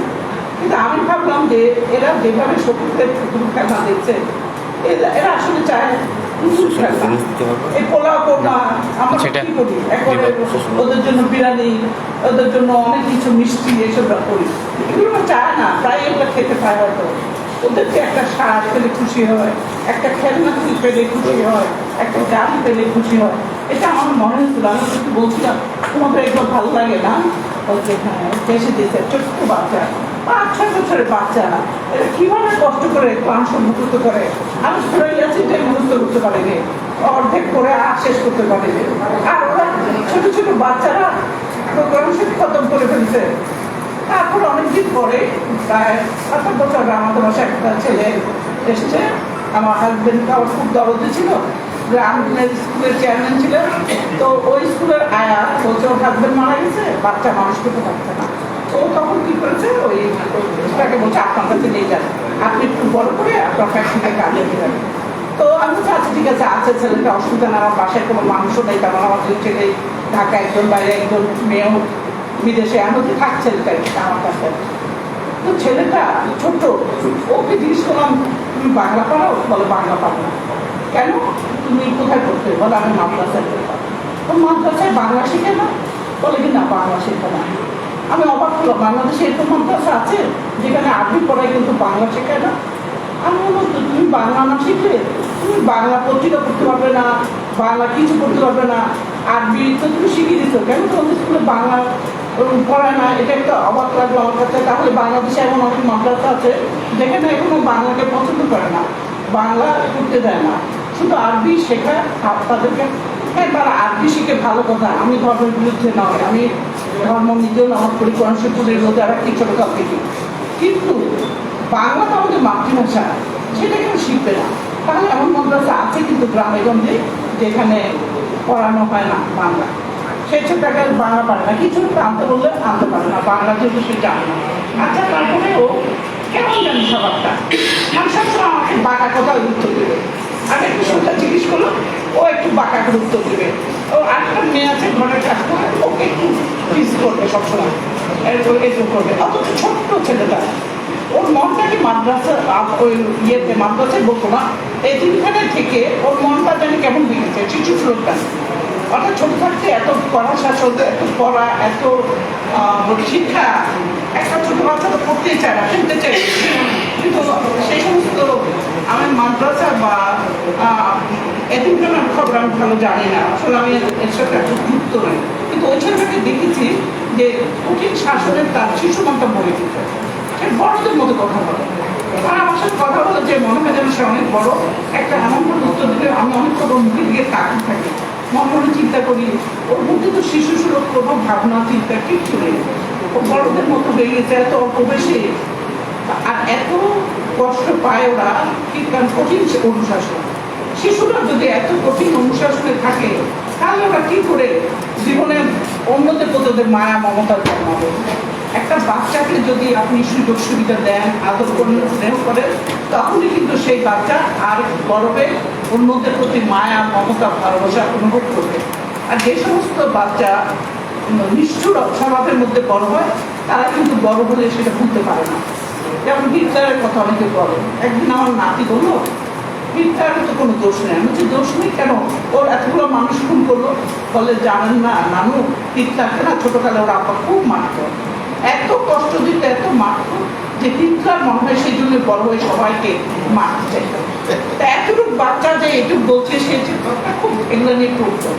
তা আমি ওই ছেলেটাকে দেখে ভাবছি সে এত ইয়ে করেছে। এমন একদিন আমাকে বলছে যে ওখানে নাকি দুষ্টামি করলে শিকল দিয়ে বেঁধে রাখে, আবার অনেক সময় পানি দিতে চাইলে ধরা পড়লে শিকল দিয়ে বেঁধে রাখে। আমি কি ওদের তো শিকল দিয়ে বেঁধে রাখে? কিন্তু আমার পত্রিকায় দেখি অনেক যে সত্যি কিছু ও নিজেও পালিয়ে আসছে, কিন্তু মাদ্রাসা থেকে ও বলে আমি একদিন সুযোগ পেয়ে পালিয়ে আসছে, আর যাবো না। তা ঠিক আছে, ওকে আমার ওর সাথে অনেক কিছু গল্প শুনতাম। তখন আমি ভাবলাম মেয়েদের নিয়ে এতিমখানাও আছে, কিন্তু মেয়েদেরটা আমি ঠিক জানি না, হয়তো কোনোদিন সুযোগ করে কোনো মেয়েদের এতিমখানায় যদি যাই, যেমন রুনা তাকমিনার ইউটিউব দেখলাম ইয়েতে গিয়েছে ওরা বৃদ্ধাশ্রমে। হ্যাঁ, আমি ভাবছি ওকে বলবো কেন লিখতেছি দাম রুনা আমাকে আরেকদিন নিয়ে যাবো, আমার একটু দেখার ইচ্ছা, থাকার ইচ্ছা, ওদের সাথে গল্প করার ইচ্ছা, মানে সারাদিন কাটাবার ইচ্ছা আর কি। তো ওই জন্য অনেক কিছু আমরা জানি না, আমরা যে লিখি। তা আমার এই মেয়েটিকে লিখেছি যেখানে তার মনের ইচ্ছাগুলো রয়ে গেছে, এরকম এতিমখানায় ওরা থাকে। আমরা আসলে সমাজে এদের জন্য কিছু করতে পারি, আর অনেক কিছু করা যায়, সেইগুলো যদি আমরা করতে পারি। যেমন রুনা যে বৃদ্ধাশ্রম থেকে আসলো, সারাদিন ওদের সাথে কথা বললো, এরকম আমরা যেতে পারি। কিন্তু আমার এখন মনে হয় আমরা তো ওই সময় টাকা দিয়ে দিচ্ছি, তখন আমরা এসব বুঝতে পারিনি। এখন অনেক সময় এসব দেখে দেখে চিন্তা করি যে মানুষের জীবনে এগুলো অনেক বড় কষ্ট, কিছু দেখার মাধ্যমে তাই ক্ষতি করতে চাই। যে সহজে মা বাবা যদি চাচা মামা কেউ একটা বাচ্চার দায়িত্ব দেন, তাহলে এই এতিমখানাগুলো থাকে না। একটা বাচ্চার দায়িত্ব নিয়ে কেউ না পড়িয়ে দিলে সে নিজেই চাকরি করতে পারে। আর এতিমখানা থাকতে থাকতে একটা বাচ্চা মা বাবা থাকে না, আত্মীয় স্বজন থাকে না, এরকম একটা পরিবেশে থাকা একটা বাচ্চার জন্য খুব কষ্টকর। সেটা শখের কিছুই পূরণ করতে পারে না, তাকে শুধু নিয়ম কানুন মেনে করতে হয়। তো যার জন্য তার সুপারিনটেন্ডেন্ট খুব করা ছিল, আর তিনিও এতিমখানায় বড় হয়েছে। এগুলো আমি একটু প্রকাশ করে দেখাবার চেষ্টা করছি, কতটুকু পেরেছি জানি না। আমার বলতে যদি সবার ভালো লেগে থাকে ওইখানে আমার সার্থকতা। আমি কিছু দেখেছি, কিছু কল্পনা করেছি, সব মিলে আমি লিখেছি। তো আশা করবো বইটা পড়লে হয়তো সবার ভালো লাগতে পারে। কিছু কিছু হয়তো চিন্তা করতে পারি আমরা যে কি করতে পারি। যেমন বিদেশে বাচ্চা নেয়, তারা তাদের 3টা বাচ্চা নেয়, 8টা বাচ্চা নেয়, এরকম অনেক বাচ্চা আছে যে তারা গরিব বাচ্চাদের নিয়ে বড় করে। কিন্তু আমরা এটা এখনো পারি না। আমি নিজে চিন্তা করেছিলাম একবার বাচ্চা নিয়ে, বলি দেখে অনেক দায়িত্ব, কিন্তু আমি মানুষ করতে পারবো না, কি তাকে রাখতে পারবো না। কিন্তু আমি ছোট বাচ্চাটাকে আমি ধরে রাখতে পারিনি, কিন্তু মাদ্রাসার বাচ্চাটাকে আমি তাকে বলেছি, কিন্তু এখন স্কুলে ভর্তি করবো, যদি অল্প পড়তো আমি স্কুলে ভর্তি, ও করবেই না, কিছুতেই করবে না। তারপর 80টাকে কেউ শিখবেই না, শেষে একদিন চলেই গেল, থাকবে না। ওর এরকম বন্ধ করে কিছু ভালো লাগে না, ও চায় ওর মতো করে স্বাধীনভাবে থাকবে, করবে। তারপরে পরে শুনেছে ওর মা বলেছে ও রঙের ঘর করে রং করার কাজ করে, ওই সময় ভালো লাগে। আমার কাছে আমি কোনো কাজ দিই না, আমি কোনদিন শিশুদের কাজ মানুষ হিসাবে রাখি না। শিশুশ্রম আমার ভালো লাগে না, আমি এর বিরুদ্ধে। তো সেই জন্য ওকে একদম আমি মুক্তই রেখেছিলাম। কিন্তু সবাই আশেপাশে বলতো আমার দোকানে চাকরি নেই, ও বলতো আমাদের গ্যারাজে চাকরি নেই, এসব বলতো। যাই হোক একদিন চলে গেছে। তা আমি ওর মন মানসিকতা যেটা দেখেছি যে মানুষের অনেক সময় আমরা যেন কঠিন অনুশাসন না করি, বাচ্চাদের উপর যেন মায়া মমতা করতে পারি। আর যারা বই পড়ে, এখন তো অনেক বই ব্যবস্থা যেভাবে করেছেন আমাদের চিটংয়ে, রাজশাহী যেভাবে সুন্দরভাবে কত রকম বই মেলা করেছে, বাচ্চারা অনেক বই কিনতে পারে। আমরা বইয়ের কথা কেন বলি বাবা, আমার ওইরকম বইয়ের পিপাসা ছিল, কিন্তু বই কিনতে পারতাম না আমরা ছোটবেলায়। আর আমরা ওই দোকানে যে বই কিনবো ওইরকম আমাদের স্বাধীনতা ছিল না। ক্লাসের মেয়েরা তাদের বড় ভাইদের থাকলে ওদের কাছ থেকে বই আনলে এক একজন আমরা পড়ে পড়ে আবার ফেরত দিতাম। এই জন্য আমাদের বই পড়ার আকাঙ্ক্ষাটা পূরণ হলেও মনে হয় যেন ছোটকালে পড়ি নাই, এরকম নিশ্চয়ই অনেকেই পড়তে পারে না। এই জন্য মা বাবা যদি বাচ্চারা বই পড়ে তাদেরকে বই কিনে দিবেন, এবং আমরা যেন আমাদের আশেপাশে যারা আছে সবাইকে বই পাঠে উৎসাহ দেই। তাহলে কিন্তু আমরা খালি করি বাচ্চারা ইয়ে দেখে, মোবাইল নিয়ে ব্যর্থ থাকে, আমাদের কিছু দায় দায়িত্ব আছে। আমরাও যদি কিছু বই শরীর যে রূপ দেয়, আমরাও যেন কিছু বই ফ্রি সবাইকে দিতে পারি। আমি তো আমার বইগুলো সব দিয়ে দিই, সবাইকে পড়তে দিয়ে দিই। আমি কোনোদিনও বিক্রি করিনি কোনো বই, আমি সব বই দিয়ে দিই এই জন্য যে পড়ুক, আমার ইচ্ছা আমার বইগুলো পড়ুক, কিছুটা হলেও যদি ওরা পড়ে তাতে আমি খুশি থাকি। তা আমরা এইভাবে সমাজের কিছু করতে পারি, লেখক কবি সবাই মিলে তার সাথে যেটা করছেন আমরা তারকেও সহযোগিতা করতে চাই। আমরা সবাই যেন একটা সুন্দর পৃথিবী, সুন্দর বাংলাদেশ গড়ে তুলতে পাই, সেই উদ্দেশ্যে আমার এই সমস্ত বই লেখা। আপনারা যদি সবাই আমার সহযোগী, তাহলে আমাদের সবারই স্বপ্ন সার্থক হবে, সফল হবে। আমরা সব একটা সুখী বাংলাদেশ গড়ে তুলতে পারবো। ধন্যবাদ সবাই।